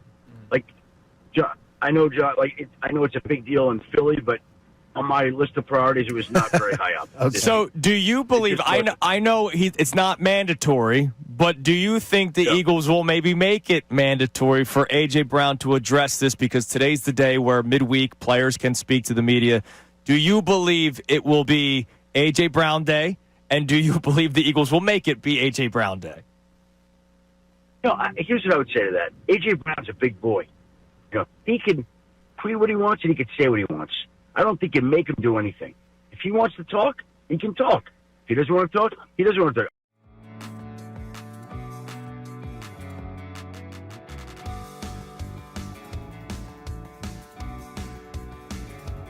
talk. How sports continues to be the greatest reality TV show that there is because it's real life. It's actual real life. It's not scripted. And then guys go on social media after hard-fought wins. First off, what did you make of the tweet? Before we even get to your reporting, what did you make of the tweet by A.J. Brown following a hard-fought win in a place that they have struggled a lot over the years? Well, only A.J. Brown could fully explain what he meant by that. You tweet something like that after a game and after you win and after you get a 4-0, I think you invite a lot of scrutiny and questions as to what you meant by it. It certainly seems like he's not happy with his production or role in the offense right now. But if you look at it, you look at the tape, they targeted him 9 times. It wasn't like they didn't throw him the football. They did. He's just not producing at the level to which he's accustomed. Something similar happened last year. Wasn't happy with his role, complained, and the team went on a run in the second half, and he was dynamic and everything worked out great. So I think that it wouldn't be what I would like, but I understand why he does it, and we'll see the intended result of it this week start. I'll bet you they feed him right away this week. Right away. It's driving me nuts, though, Adam, when I hear Kevin Patullo talk about the fact that, well, we haven't figured out our identity on offense yet. They're the Super Bowl champs with arguably the best offensive toolbox that any team has in the NFL when you look at skill, talent, quarterback, offensive line. How do they not know what their identity is when they're the defending champs and almost everybody's back? They should know. I mean, we know what they are, right? I think they're a team that runs the football as well or better than anybody. I think they've got a quarterback that could beat you with his arm or his legs, and they've got the ability to beat you throwing the ball as well. Like, they're a multifaceted offense that has a lot of ways to win. It's not your typical offense. I mean, what's hard to figure out there? I don't get it. I don't understand it either. I still can't figure it out. Shefty, when it comes to the A.J. Brown tweet, now I want to start getting your reporting cap on. Have you heard any fallout from the tweet so far at NovaCare? And if you have not, obviously this is not the first time a wide receiver or a player on any football team had said something cryptic on social media or said something cryptic at a press conference. So what could this lead to at some point in a locker room? Because this is not the first time, as you mentioned. I don't know that it leads to anything in a lot. All right, we're back Middays with Marks. Bill Colarulo is going to join us in studio sometime in the 1 o'clock hour. I know he's the big supporter of Nick Sirianni, as I am, but hell yeah, is the season hanging in the balance right now at 4-1? That's probably overstating it. I would agree with that. But are we going to act like the things are ebony and ivory living in perfect harmony? I don't think there's a lot of harmony going on down there. I've heard reporters say this. I think Bill was down there yesterday, that the locker room seems more like a locker room team that's losing than winning games. This was before yesterday. Yeah, yesterday, I think it was pre-game for NBC Sports Philly. Ashlyn Sullivan had the report that they took away Victory Mondays because they have been playing. Jordan Mailata went to Sirianni and said, we don't deserve it. Yeah. And I would have told him, yeah, you do. We don't need you in here on Mondays. I appreciate the gesture, but the guys also need rest, right? Like, right. I don't know. Yeah, and I would also say the offense, sure, maybe you don't deserve the day off. Yeah, some of those guys that like Quinyon Mitchell sitting like me. I got to show up today. Yeah. Cooper DeJean's like, you kidding me? I can't go out and enjoy my Sunday night. Now I got to come in here Monday. Really? Yeah, it's far more alarming than just losing one game and being 4-1. Let's go to Grant. We'll do some text here coming up in a second. Grant, go ahead. How are you? Hey, good afternoon. How you guys doing? How are you, Grant? I'm all right. I just think it's a bias against the Eagles. The Bills lost, and like the media, they making excuses. Oh, it's just a bad game for the Bills because of fumbles or whatever. And I watched the Carolina and the Dolphins game. It was like 20 seconds left. They called a pass interference on Miami. So, yeah. But people like, oh, Eagles shouldn't have got themselves in that situation for them to make a call. If it's a pass interference, it's a pass interference. You make the call. And, it is what it is. They're straightening themselves out. I'm not about to sit here and dog them. They're Super Bowl champions. So I just think people need to relax, man. So you're still not worried? No. If so, it is what it is. The only thing I'm worried about, they need a pass rusher. That's what I really think. For sure.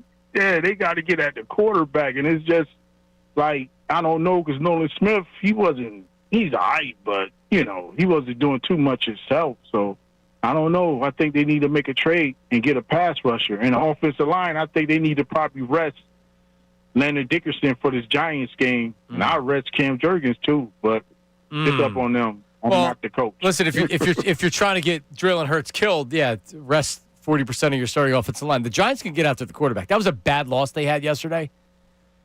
Jackson Dart didn't look good. But makes you feel a little bit better. They're 7.5-point favorites at the Giants. That's Thursday night. I mean, Scatterbo had a fumble that the Saints brought back 80 yards for a touchdown, so they were going in. No. I know. I feel so bad for Cam. So sad. You got to get the equipment guy to get you new gloves. Oh, no. It could happen to a more annoying guy. Try hard, couldn't hold on to the football. Ow. Hate to see it. Yeah, it's feel very bad for the young man, for sure.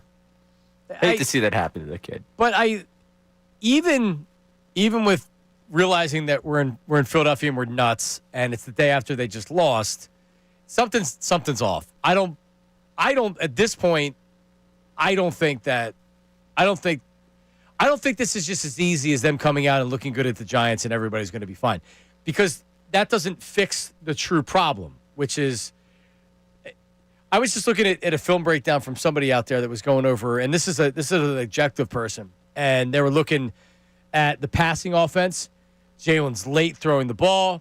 Jalen's not accurate throwing the ball. He is not confident right now. The quarterback is not confident throwing the ball right now. Let's go to Angry Al. Angry Al, hello.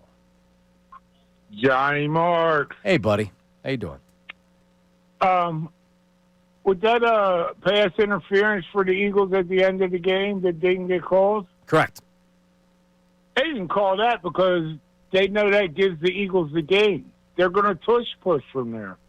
Well, that almost guaranteed the Eagles the game, so there was no way they were making that. No, it would have been enough for one play, and they're at the 5-yard line. But to your point, that gives them a really good chance to win. No, they were closer than the 5, and I'm telling you, they well, in my opinion. But the thing that got me is A.J. Brown knocked the ball out of Devontae's hands. And on the Hail Mary, you're both on the same team. It's like two basketball players fighting for the same rebound. Well, I mean, I don't think that was by design, Al. I know it wasn't by design. He wanted the ball, and Devontae wanted the ball. But one of y'all's got to remember, we're both on the same team. They knocked the ball away from each other. It wasn't the defense. So, I mean, but Al, I mean, you're talking about a Hail Mary at the end of a game. What about the rest of the game? What about what's said after the game? That's what to talk about. Not that they didn't catch a Hail Mary. It's a Hail Mary for a reason. Yeah, I know. Okay, well, you lost one game. I think you're getting way upset over nothing. The team's got something that's going wrong. Yeah, I would agree with that. But I think with the way the schedule goes, you got the Giants. Who's after the Giants? Giants, Vikings, Giants. They play the Vikings. They play the Giants twice, and then they have the Browns. Okay, so you're going to get a chance to beat up on the Giants, and then you're going to get a chance to beat up on Carson Wentz. If Eagles fans are going to love that. And then you get the Giants again. You got 3 weeks to get it together. Yep. Yeah, you're right. But, I mean, everybody agrees they got to get it together. You just don't see – you seem as a Cowboy fan to have more confidence that they are going to get it together. Well, I think they are. The Super Bowl winners, right? They were 4-0, and they shouldn't have been 4-0. And that means the team's good enough to survive this little bit of rough road. Okay. What you got to worry about is whether the batters for the Phillies can swing the bats tonight. We have the lineup.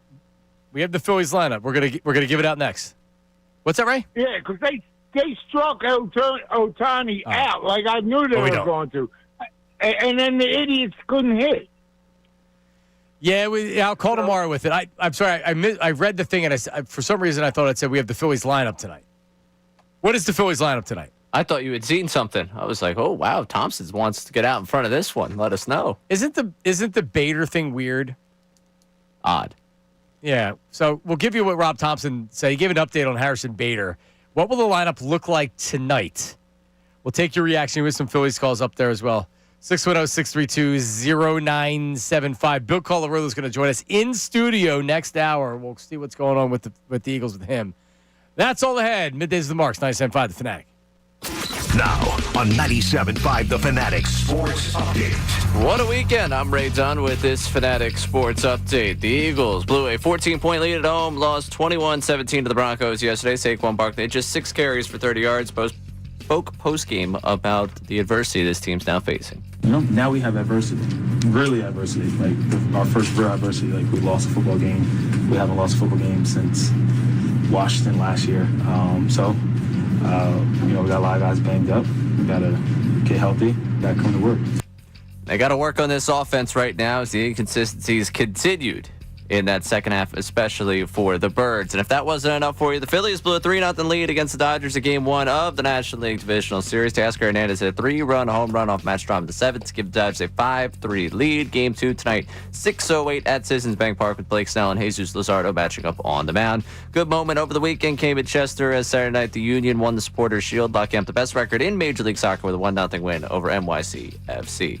This update is brought to you by Rapid Rails. Rapid Rails instant push talk walkie-talkies with nationwide LTE coverage. For a limited time, get 60% off and free UPS shipping at rapidradios.com. Use code RADIO for an extra 5% off. I'm Ray Dunn on your home for the best Birds coverage, 97.5 The Fanatic and 97.5thefanatic.com.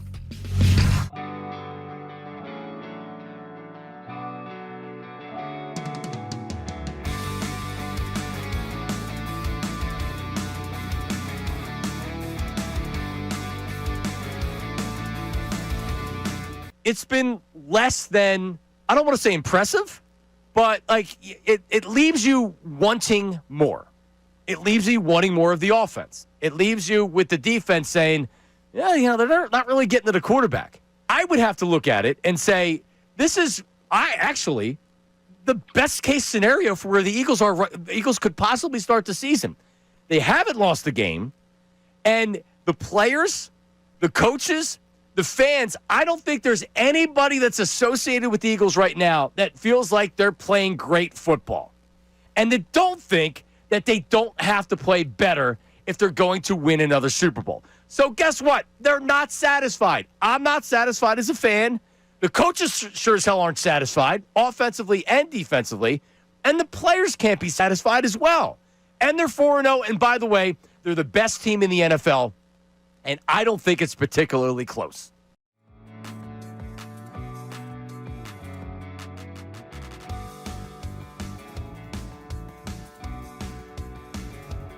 So you legit get pleasure out of watching the Mets fall apart at the end of the season again?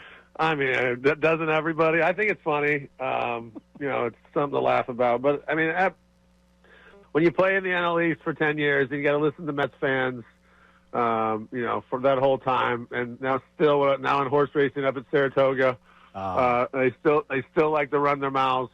So it still brings me joy to laugh at them. Yeah, Jason, those times looking back where it's not often the Mets and the Phillies are good at the same time, right? And you experienced a little bit of that in the early portion. And those fans come down and they invade Citizens Bank Park, and they are so loud and obnoxious. And that was the beginning. We hadn't seen championship baseball in Philly since the 80s. And you guys ushered that back in. Just what a time to be alive, man. When you think about those days, because you came to Philly, you hadn't become the Jason Worth that we know right now. What's it like when you think about those days? Yeah, well, look, I had a good start in LA my first year, and then I got hit in the wrist my first game of spring training in 2005. And, didn't play, had surgery, didn't play all of 2006. And then I come to Philly in 2007, and I'm literally barely make the team. And it took Shane Victorino and Aaron Rowan? No, God, I'm drawing a blank. Took two guys to get hurt on the trade deadline for me to even get a chance to play. And then, Charlie Still was a little apprehensive to get me in there, but I played so good in August of 2007 when we really started our first run. And that was kind of my when I had a chance to play and coming out, and that's when we started to run down the Mets. So there was that big series at home, the 4-game series where we swept them, and that's when, for me, that's when Philly really came back alive with baseball, and it was that team that ultimately the next year won the World Series and ran down the Mets 2 years in a row. So that's where the whole kind of rivalry started. But you're right, they would come down, they'd invade Citizens Park, they're obnoxious. You go up there and you play 12 games a year up there, and you got to listen to them run their mouths. So it was sweet to be a Philly back in those days, and I'm proud of what we accomplished. And man, we had good teams, and here we are again with my guys Trey and Bryce are playing in Philly now, and they're kind of towards the end of their careers, and I guess they're still in their primes a little bit. But this is what it's all about, man. This is Philadelphia baseball in October. Red October. Let's go. You're listening to 97.5 The Fanatic, WPEN and WPEN HD1 Burlington, Philadelphia. Beasley Media Group station broadcasting live from the Comcast Business Studios, powering possibilities. That's Jason Worth. I'm gonna give you play on the horse racing stuff, so don't worry about that because I'm fascinated with what you're doing right now. But yeah, so I was curious about this because we talk about this a lot with your teams, and I know with Marks, you are listening to 97.5 The Fanatic, WPEN and WPEN HD1 Burlington, Philadelphia, a Beasley Media Group station broadcasting live from the Comcast Business Studio, powering possibilities. All right, so Harrison Bader, he exits the game with what was described as a hamstring injury. Then we find out it's later a groin injury, and he gets an MRI yesterday, which doesn't even show a strain. So he exited a playoff game after his first at bat, but he didn't even strain his groin or hamstring. Here's Rob Thompson talking about it yesterday. No major tear or strain. He's going to come in this afternoon and get some treatment, and we'll know more tomorrow. He sounded really confident, I guess, last night that he would be able to come back. Yeah, I think, and again, we'll know more tomorrow, but I think after the game, they stretched him out. They got him moving around a little bit, and I think he felt a lot better after that. So, we'll know whether he's available to start or at least to pinch hit. We'll know more tomorrow. Yeah, pinch hitting's different than playing center field, right? All it takes is, if you're 80%, is that good enough? 80% Harrison Bader in center field, not a DH, not a corner outfielder. Not good enough? Probably, considering what you have. Probably. It's probably enough to put him out there in a playoff game. I'm just curious, like pinch hitting, if you want to throw that scenario out there. When and why? You have a left-hander on the mound today. So even if you had gone with the initial platoon thing, which was a dumb idea when they traded for him, he should have been the everyday center fielder to start, but they got to the right answer, so I'm not going to complain too much about it. Even if you were in that world, all right, like today would be his day because there's a left-handed starter. You need him in the starting lineup as a right-handed bat today. Pinch hitting, who is he pinch hitting for? In what world is he pinch hitting? And then he's coming into the game to do what? If you need a bat off the bench and you have runners on base, are you going Weston Wilson or are you going Bader? Are you going Umundo Sosa? You going Bader? I don't know. I guess that's your one scenario. But if he really comes in, I guess, yeah, all right, fine. I'll give you that. That's really it. I don't know if he doesn't play, what's your outfield tonight? Marsh is in center. Castellanos in right? Well, I think Castellanos is right regardless tonight. Right. Left-hand starter. Who's the left? I think they're going to go Weston Wilson, right? Yeah. See, I'd go Otto Kemp. He's got a better chance of driving the ball and hitting a home run. And Weston Wilson, I like Weston Wilson. I don't think he's a terrible player. I'd rather go Otto Kemp. He's got legit power to center field too, so he's not just pull happy. Well, I'm trying to go back here through who had it because I believe one of them got a home run out in L.A. and I was thinking that was back in the what they get. I know Kyle Schwarber is 2 for 13 or something, 2 for 12, 2 for 13 off of Snell in his career with one home run. See, tonight you got to feel it for Schwarber. Tonight is a Kyle Schwarber night for me. When they've needed kind of a response game or a game from one of their stars, Kyle Schwarber generally has been that guy. And he's been doing it with power, and he's been doing it in big spots. Tonight, it's my BetParks play of the day. I have Kyle Schwarber. He's plus 300 for one home run, plus 3,000 for two. So is it worth $10 to sprinkle? Because think about it. What's $10? That doesn't even buy you lunch anymore. You can't even buy a sandwich for $10. If you were to sprinkle $10 on Schwarber, what a story. That wins you $300 if he hits two.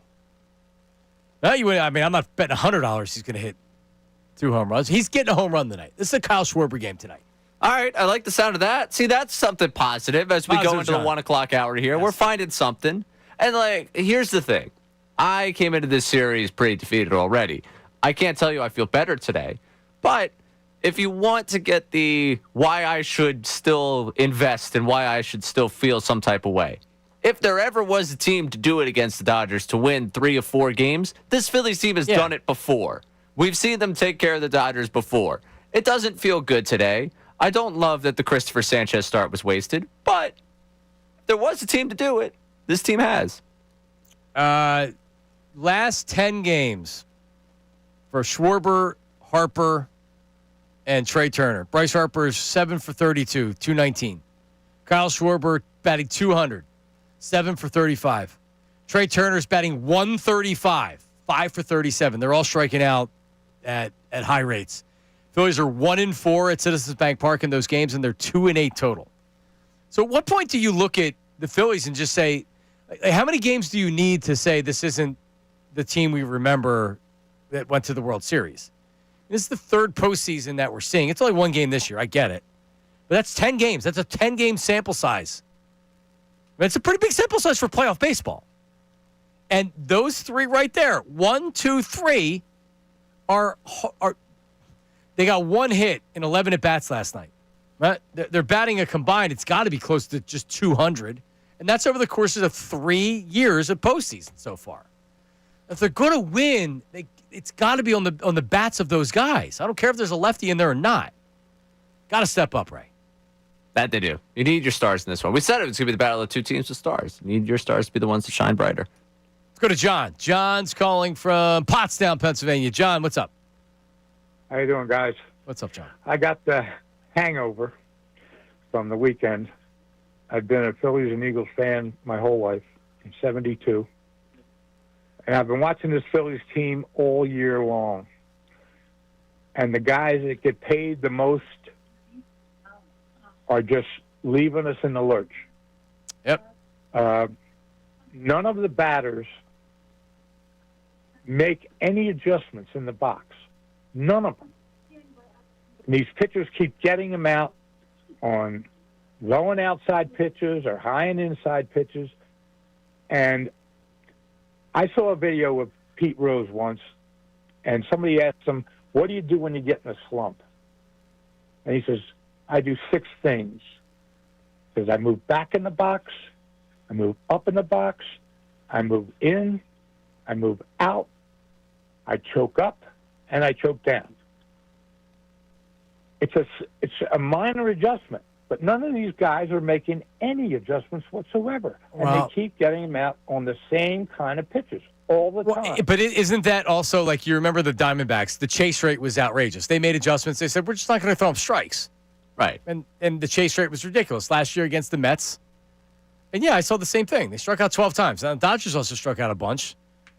But, yeah, they're striking out a lot. This goes back to, and I didn't want to say it in the opening hour because I didn't want to steal Todd Zalecki's thunder in case Todd was going to bring up this number that he brought up on the Phillies show with the way they swung the bat at pitches right down the middle of the plate. Like, when Harper says they missed pitches, they did. They missed pitches. They hit 200 against those type of pitches in that game when they hit like 300 against them during the season. Like, they did just miss pitches down the plate. It's not like there weren't opportunities there for strikes. They did chase a little. You could see them start to get tight as the game went on. You saw some of those signature Phillies late-inning postseason at-bats where you're like, this guy thinks he's going to hit a 6-run homer with nobody on base and nobody out. And that concerns you, but they did just miss their opportunities. And they need to be better. Like, we talk about the offense here. 13 of the 16 games that the Dodgers played last postseason, the Dodgers scored more than 3 runs. So across baseball, yes, you've seen some great pitchers duels.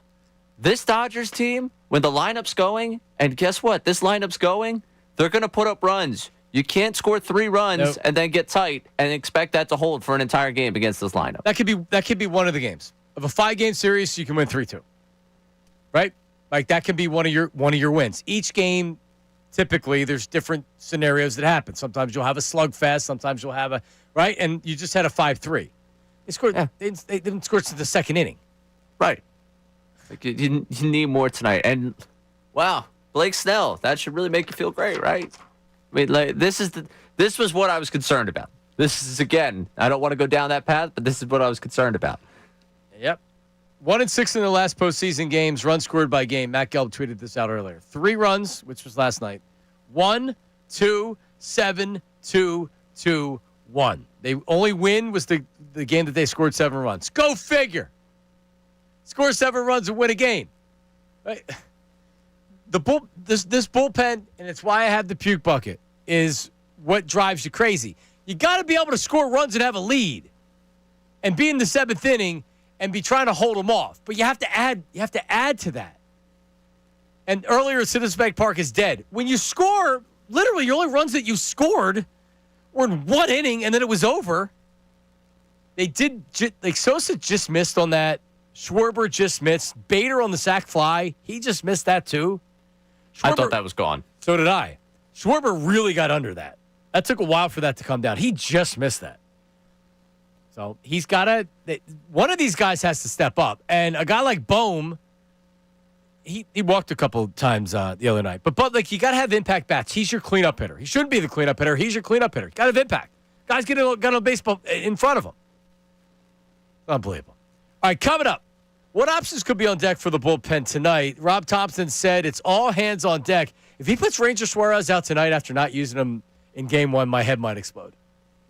And Philadelphia. That's coming up after this. It is Middays and Marks, 97.5 The Fanatic.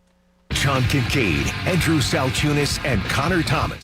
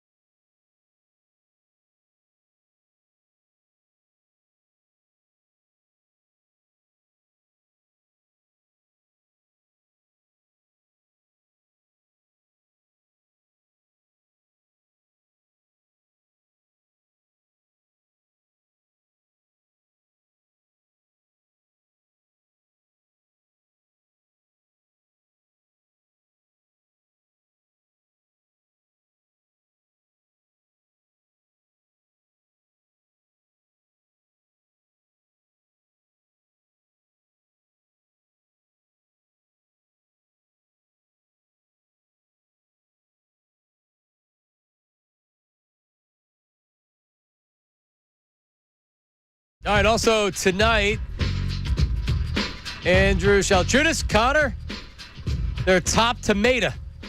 You say tomato or tomato? Tomato. Top tomato in Center City. 4 to 6 with Corona. A pregame party. They'll be doing some call-ins, free Red October T-shirts, and Corona MLB merch. $5 Corona Extra and Corona Light cans. You can also win Phillies tickets for a regular season game next year, which I'm not going. They get swept by the Dodgers, I'm out. You can go. You can have my tickets.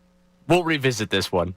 Oh, look, there's also a signed Nick Castellanos jersey. Something else I'm not looking for. Well, something that won't be there when you go to the 2026 game. Yeah, but they would have to be able to trade him. Final year of a contract would be a lot easier. Yeah, it'd be a lot easier. I think they'll find a way. Be careful what you say. His wife might start arguing with people on Twitter. Don't clip that. Don't post it. Don't post it, Brandon. That's 975thefanatic.com for all the info. They'll be out Wednesday as well. Kavanaugh's Rittenhouse for Game 3. That's a late one. Yeah, those guys.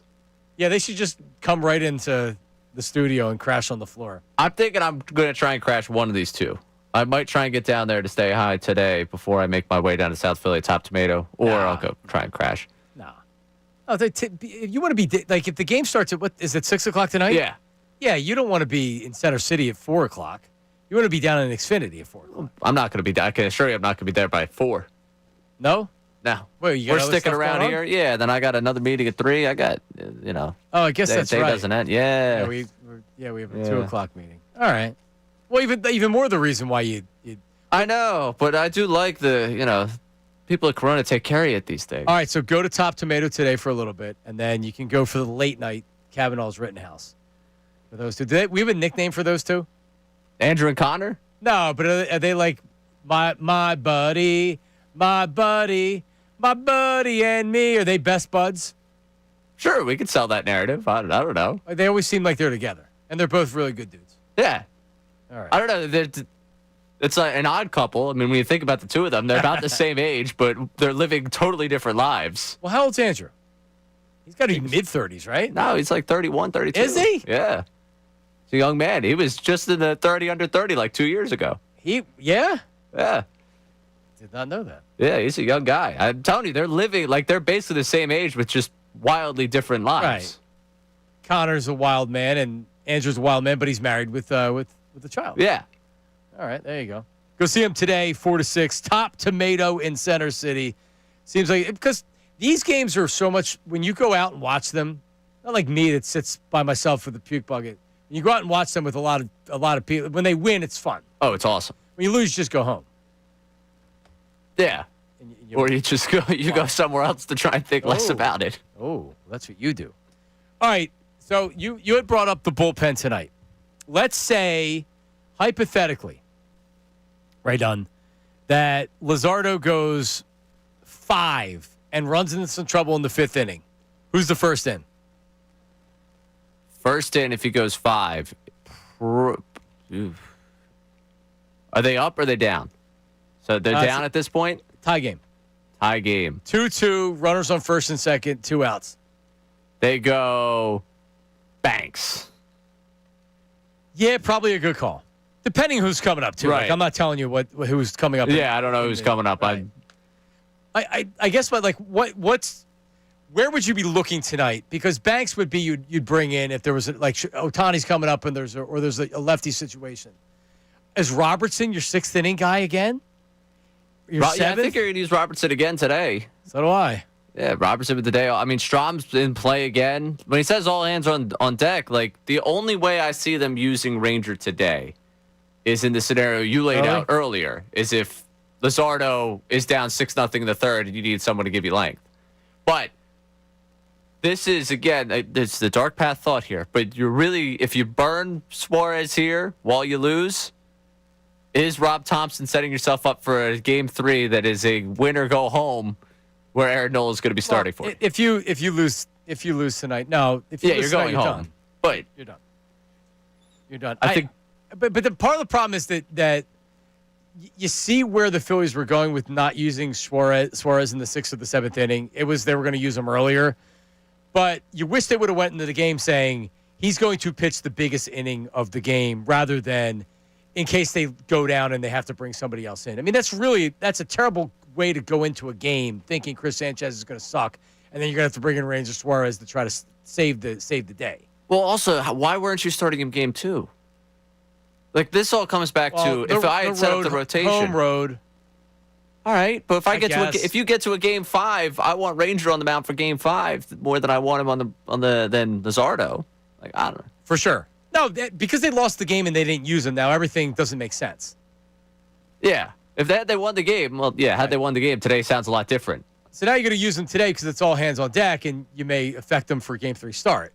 Right, which would be the dumbest thing ever. They should just make him unavailable. As Bill Colarulo joins us in here, live in studio. Hi, Bill.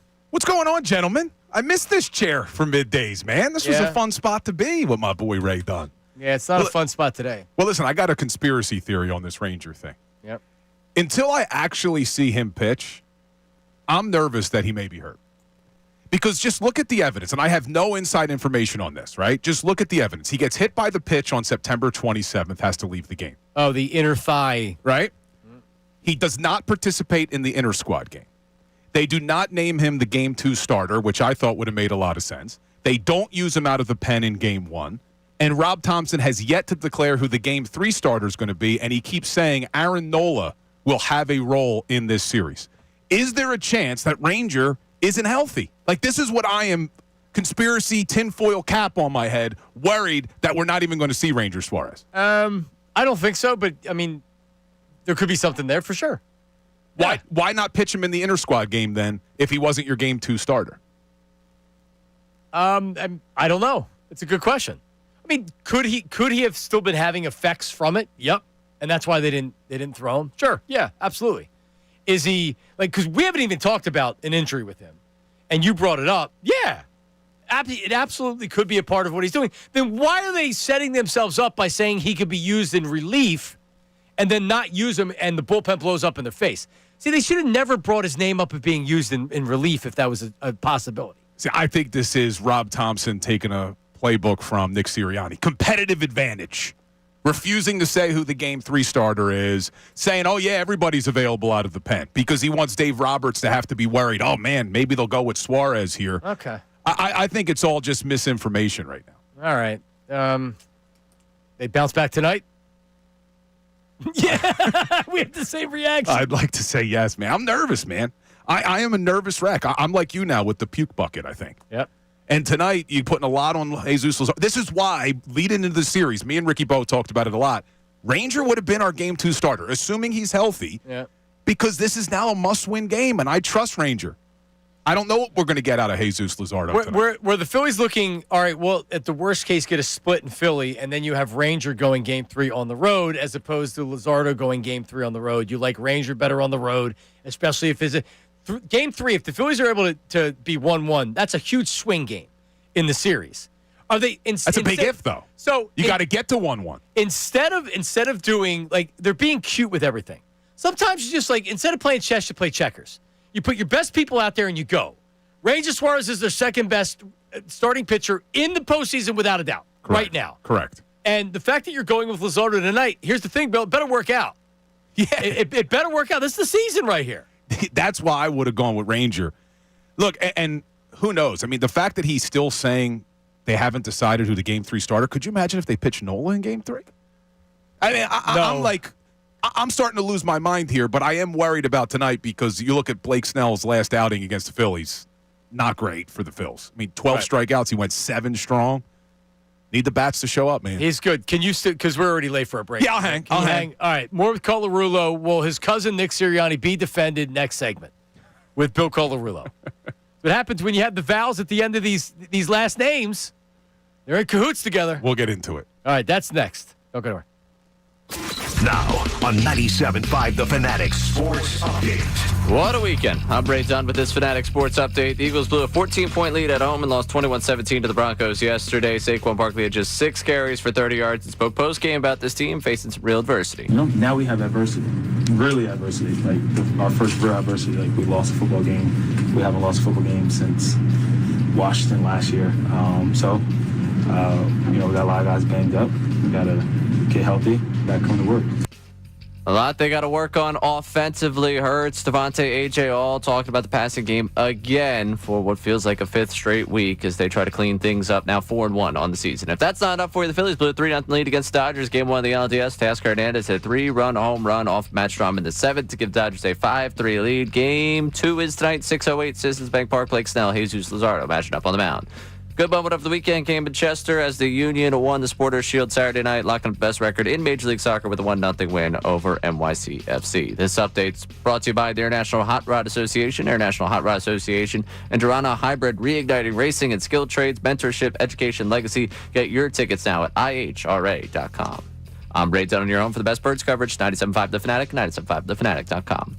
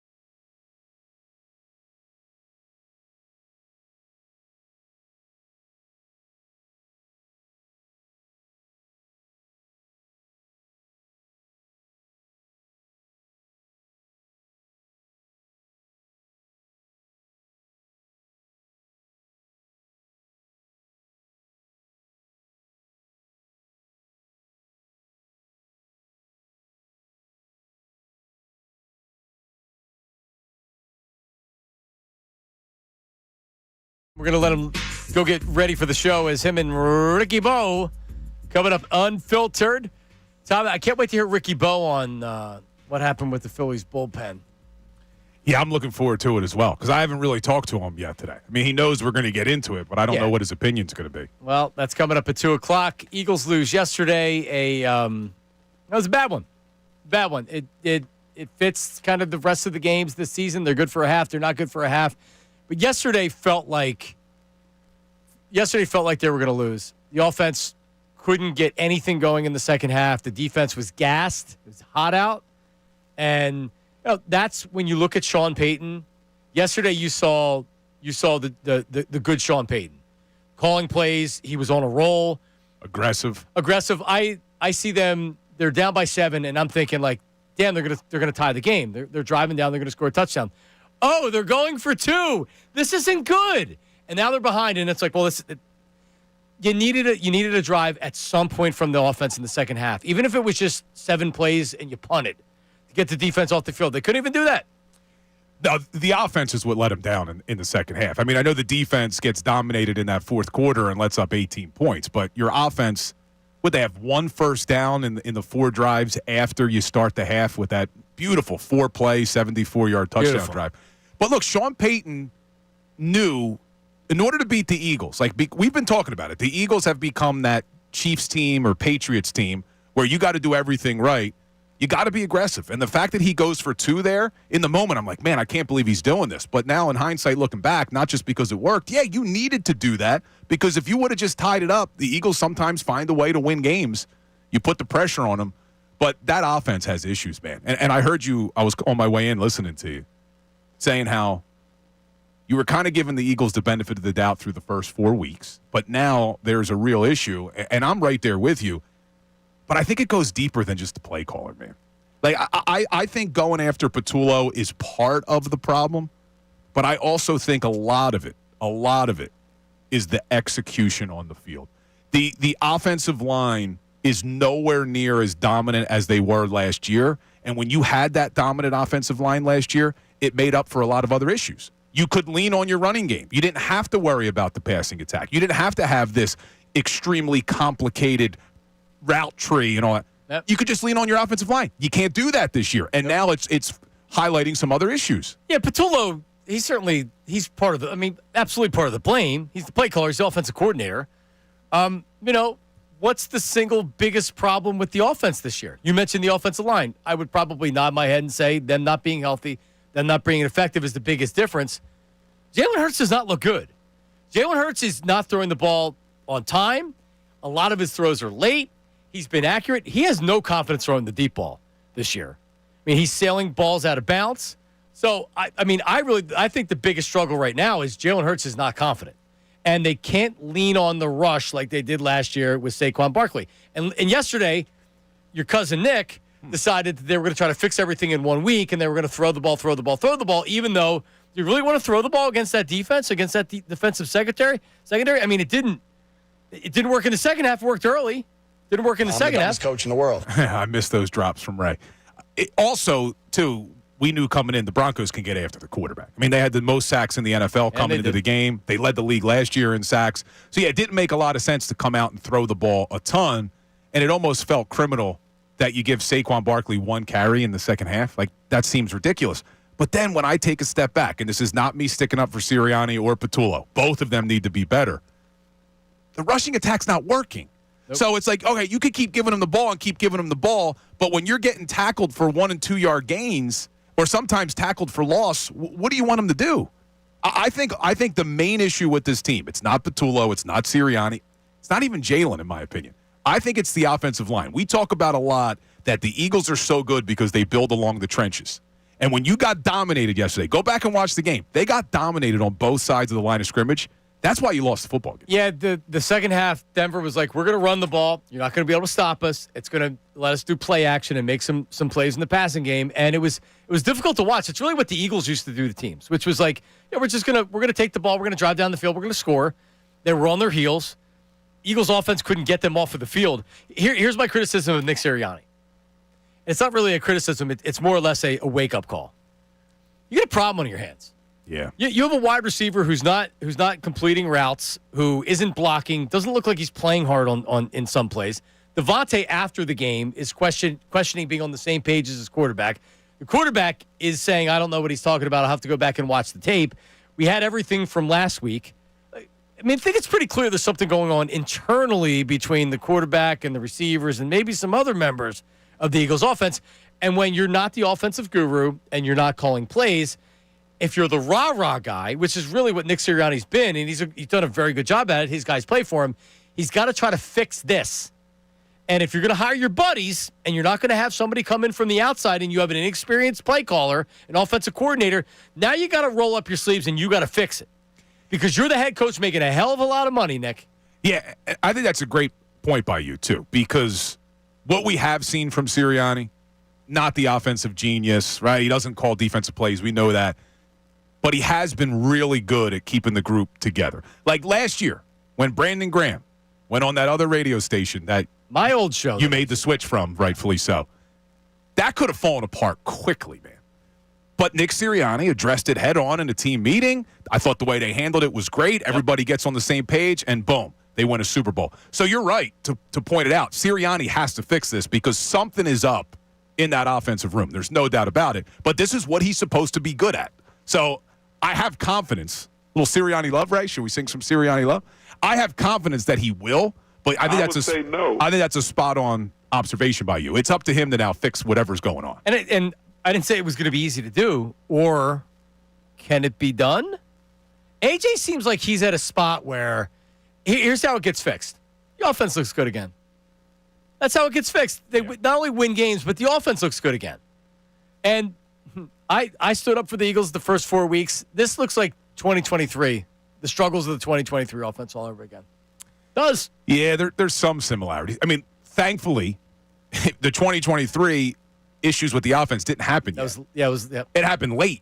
And so you didn't have time to fix it. I mean, now you have more time to kind of fix it, and you're sitting here at 4-1. In 2023, the offense came out pretty strong. You look at the numbers through the first 4 weeks of the season, first 5 weeks of the season, they were putting up points. Through 10 games in 2023, they averaged 28 points a game. Yeah, we would kill for that right now. I looked at it. It wasn't until that 49ers game where the 49ers gave a template for the rest of the league and said, just blitz Jalen Hurts. He's looking for, and I think he's doing it again this year. Even if there's not pressure there, he's worried about it. They broke him that game, too. They broke him. Yeah, like defensively, you were kind of hanging on up until that point, and then the 49ers came in here. They punched you in the mouth. Deebo Samuel talked trash for a year, came in and backed it up, and they just fell apart after that. Because I always talked about this with Ray when we were on. Ray, you haven't even said anything, man. What's going on here? I'm not obligated to speak to you. You know what's in my contract. When I'm on air, you have to. We had that written out. When I'm on air, you got to speak. But we used to talk about this a lot. I think that year, when you lose the Super Bowl and you're coming back trying to get back, every play, every game you look at through the lens of, are we good enough to get back? Are we good enough to get back? And when San Francisco came in and dominated you, they all realized, we're not good enough to get back. They fucked you. They knew it. And it demoralized them. They knew it. And they had no Brian Johnson, Nick Sirianni, the rest of the staff had no answers. They started blitzing Jalen Hurts all the time. And then he was cooked. Do you remember, like, they didn't have an offense. It was terrible. They literally, it was like, oh, well, Jalen, go out there and run around. That was their offense. Yeah, it was terrible. But I have to believe about that, Ray. Yeah, but I have to believe Kevin Patullo, I can't compare him to Brian Johnson yet. No. Like, Brian Johnson had just gotten to the NFL a couple years earlier. He had mostly spent his career in college. Patullo's been around, man. He's been here. He was part of the Super Bowl team last year. So he was on Shane Steichen's staff. He's been here. He's been around so much, and he never got a sniff for an offensive coordinator job until they won a Super Bowl, and his buddy gave him the job. You're starting to sound like John Kincade now. But that's the other side of it. Is John Kincade hosting Middays now, Ray? I'm with you. I haven't really criticized Patullo at all. I think it's fairly obvious to criticize him because the offense hasn't looked good, and that's fine. But unfortunately, 2023 starts to creep back in your head because Nick Sirianni wasn't able to do anything to stop the bleeding in 2023. He's got to. I don't know. I mean, is there? And I even is there? Are they thinking about maybe all right, if this keeps going like this, who else can come in? Here's why I have a problem with just putting the blame on the coordinator. Not saying he doesn't need to be better. Just like in 2023, when you make the drastic change at defensive coordinator, you go from Desai to Patricia. It didn't work. Why? Because you didn't have personnel that could play defense. Right now, your offensive line is not playing well. You put any offensive coordinator in there, and I'm not making Patullo needs to be better. Let me make that clear. The offensive line's not playing well enough. Nope. That's going to affect everything. It affects the running game, and then it trickles into the passing game, and now the whole offense has lost their identity. I'm putting most of the blame on the offensive line. They got to get healthy. They have to get healthy, and then I'll worry about the offensive coordinator. Man, they ain't going to do anything. That's the problem. No, it's a major problem. You're right. Yep. All right, there it is. Tune in at 2. 2 o'clock, but make the switch to Bill Calarulo. I got to go talk to Ray, man. He refused to say a word to me on this show. Who? I thought Ray and I had buried the hatchet. Incorrect. We had, yes. And then you popped up on Middays again. Hatchet officially unburied. I'm strongly considering, if there's enough support on the YouTube chat and from our listeners, I'm considering letting Scott, our program director, know. I'm just going to come back to this chair on Middays because I'm going to say Ray needs me. Okay. Ray needs me. All right. I listen. If you want to, if you want it to be, you want to join the show, sure. What about this? What if we just did 8 hours, all of us? Let me check. Well, Ricky Bo can come in for the second 4. We do 8. There we go. No, I'm here for the first 4. Yeah, I'm out. Also in my contract. All right, get out of here. Coming up, Phillies. Can they even the series tonight? Looking at a Schnell Luzardo, and we're going to clean up our text line. Your last chance to get in, 610-632-0975. Middays with Marks. Start your morning off right with some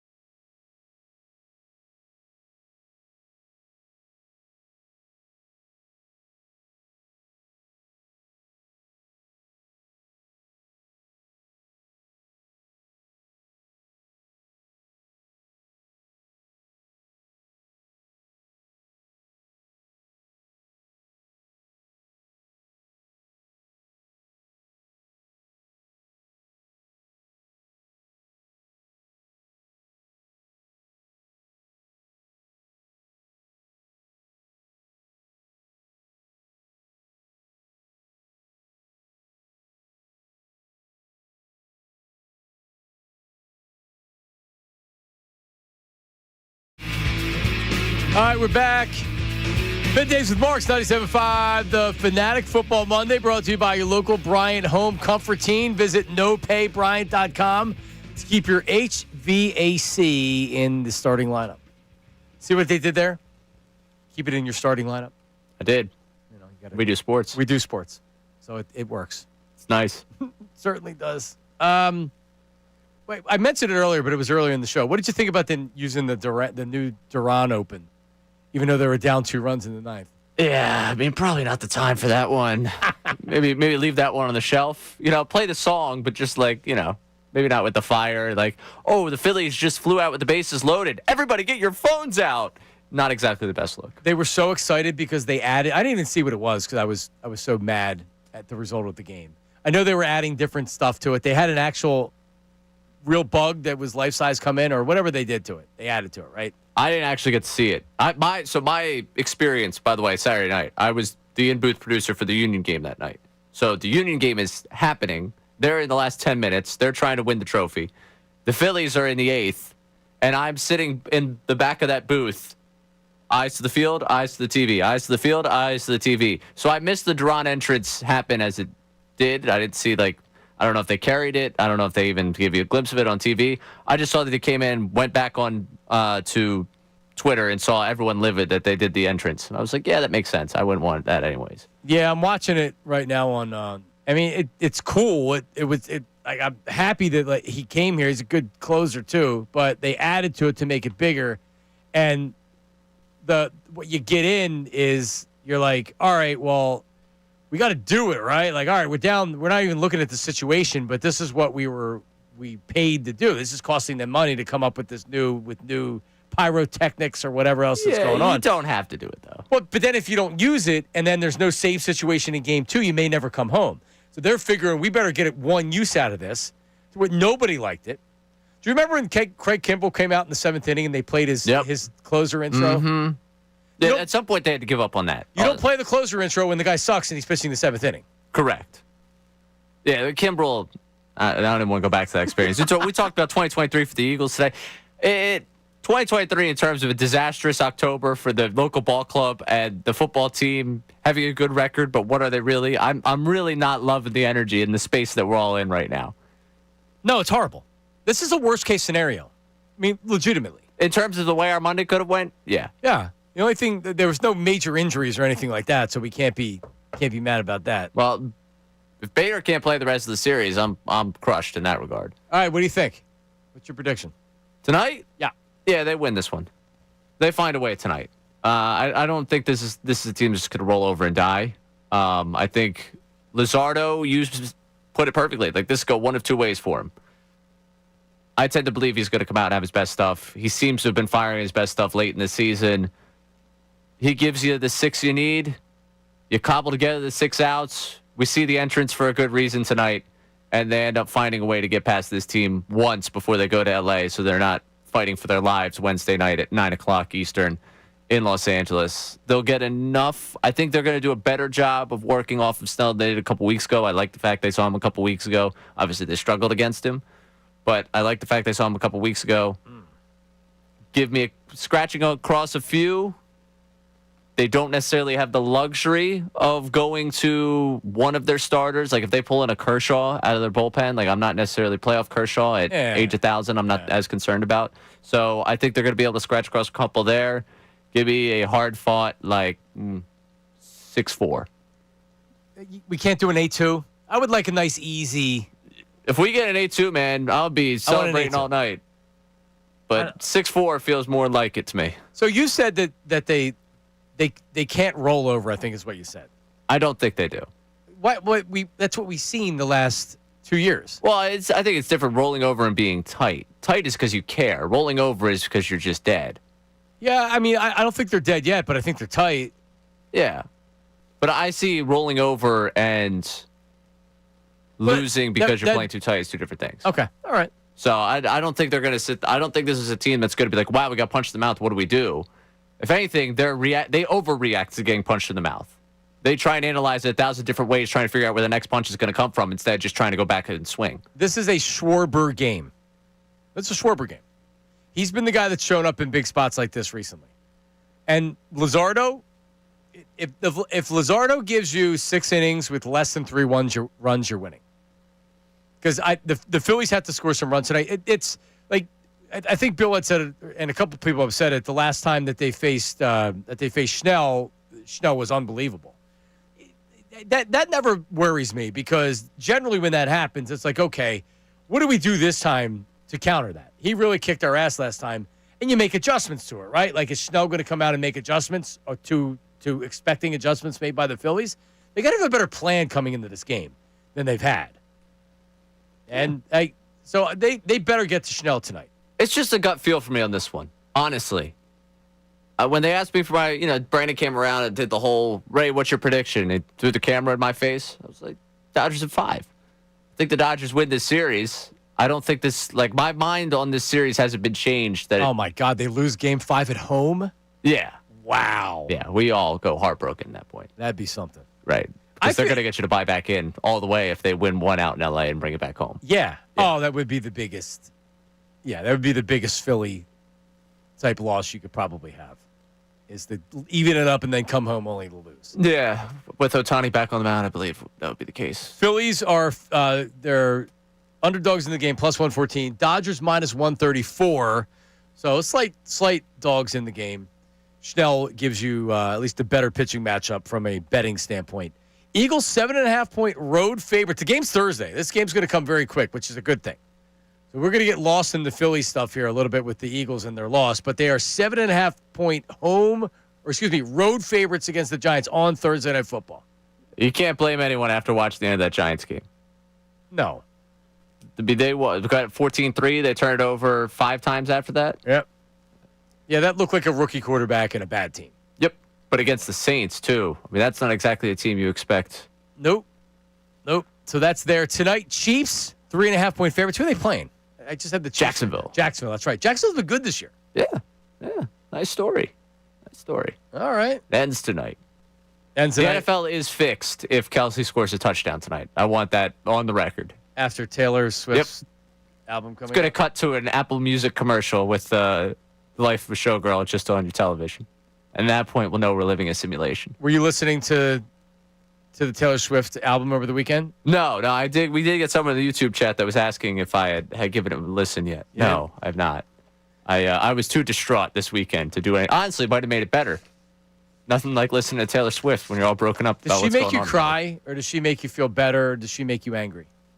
Not really any of those things, no? Honestly. Like I said, you listen for game tape. That's the reason you listen. That's it. Okay. Yeah, I'm listening to study, to learn, to get better. You are a strategic young man, for sure. How did I get to this point? And I appreciate it. Well, you're smart. That's why. It was the one other thing that I had right here. Oh, and congrats to the Union. I didn't even know what they had won, but they wrapped up the regular season. That's right. I thought they won one of these mid-season, like the Conclave Cup or something. No. Porter Shield, best record in the MLS for the season. And what does that get you? That gets you the top seed of the postseason. Anywhere else in soccer? That's it. Congrats. You won it all. How many teams make the playoffs? You're at 6. No, technically 18 because 8-9 play the wild card. But, yeah. So they get a bye and then... So, yeah, they'll play that 8 seed in a 3-game set. And you get a home field for that, and then you just keep going home field. Oh, really? Yeah. Best of 3? Best of 3 for the first round, and then it's just one-off games. So we're going to be talking deep into November. Yeah, I remember one year the championship was in Kansas City. It's like 5 degrees out. Like just soccer weather for you, right? Yeah. Beautiful weather Saturday night. And the only beautiful thing was what happened in Chester. Otherwise, Saturday night across. I have heard some people say, yeah, but the Union won. Like, I'm happy the Union won. It was a fun time down there on Saturday night. It was for me, once that game ended and I could turn and pay all attention to just like what was happening in front of me and they get the trophy and all those things. I didn't get hit with the reality until I got in my car. And just like started thinking about the fact that the Phillies were 1 game down in the series. Reality hit you. Yeah, pretty bad. Reality hit pretty hard. Poor Gritty came in here this morning, and I didn't even want a picture with him. No. I'm like, just leave me alone. Go away. I want nothing to do with you, Gritty. Normally, I'd give you a big hug, but nothing today. All right, guys are coming up next. I'm going Phillies with a 7-2 win tonight, and a Kyle Schwarber bomb gets him going early in his first at bat. Everybody, enjoy it. Go Phils. We'll talk to you tomorrow. See you.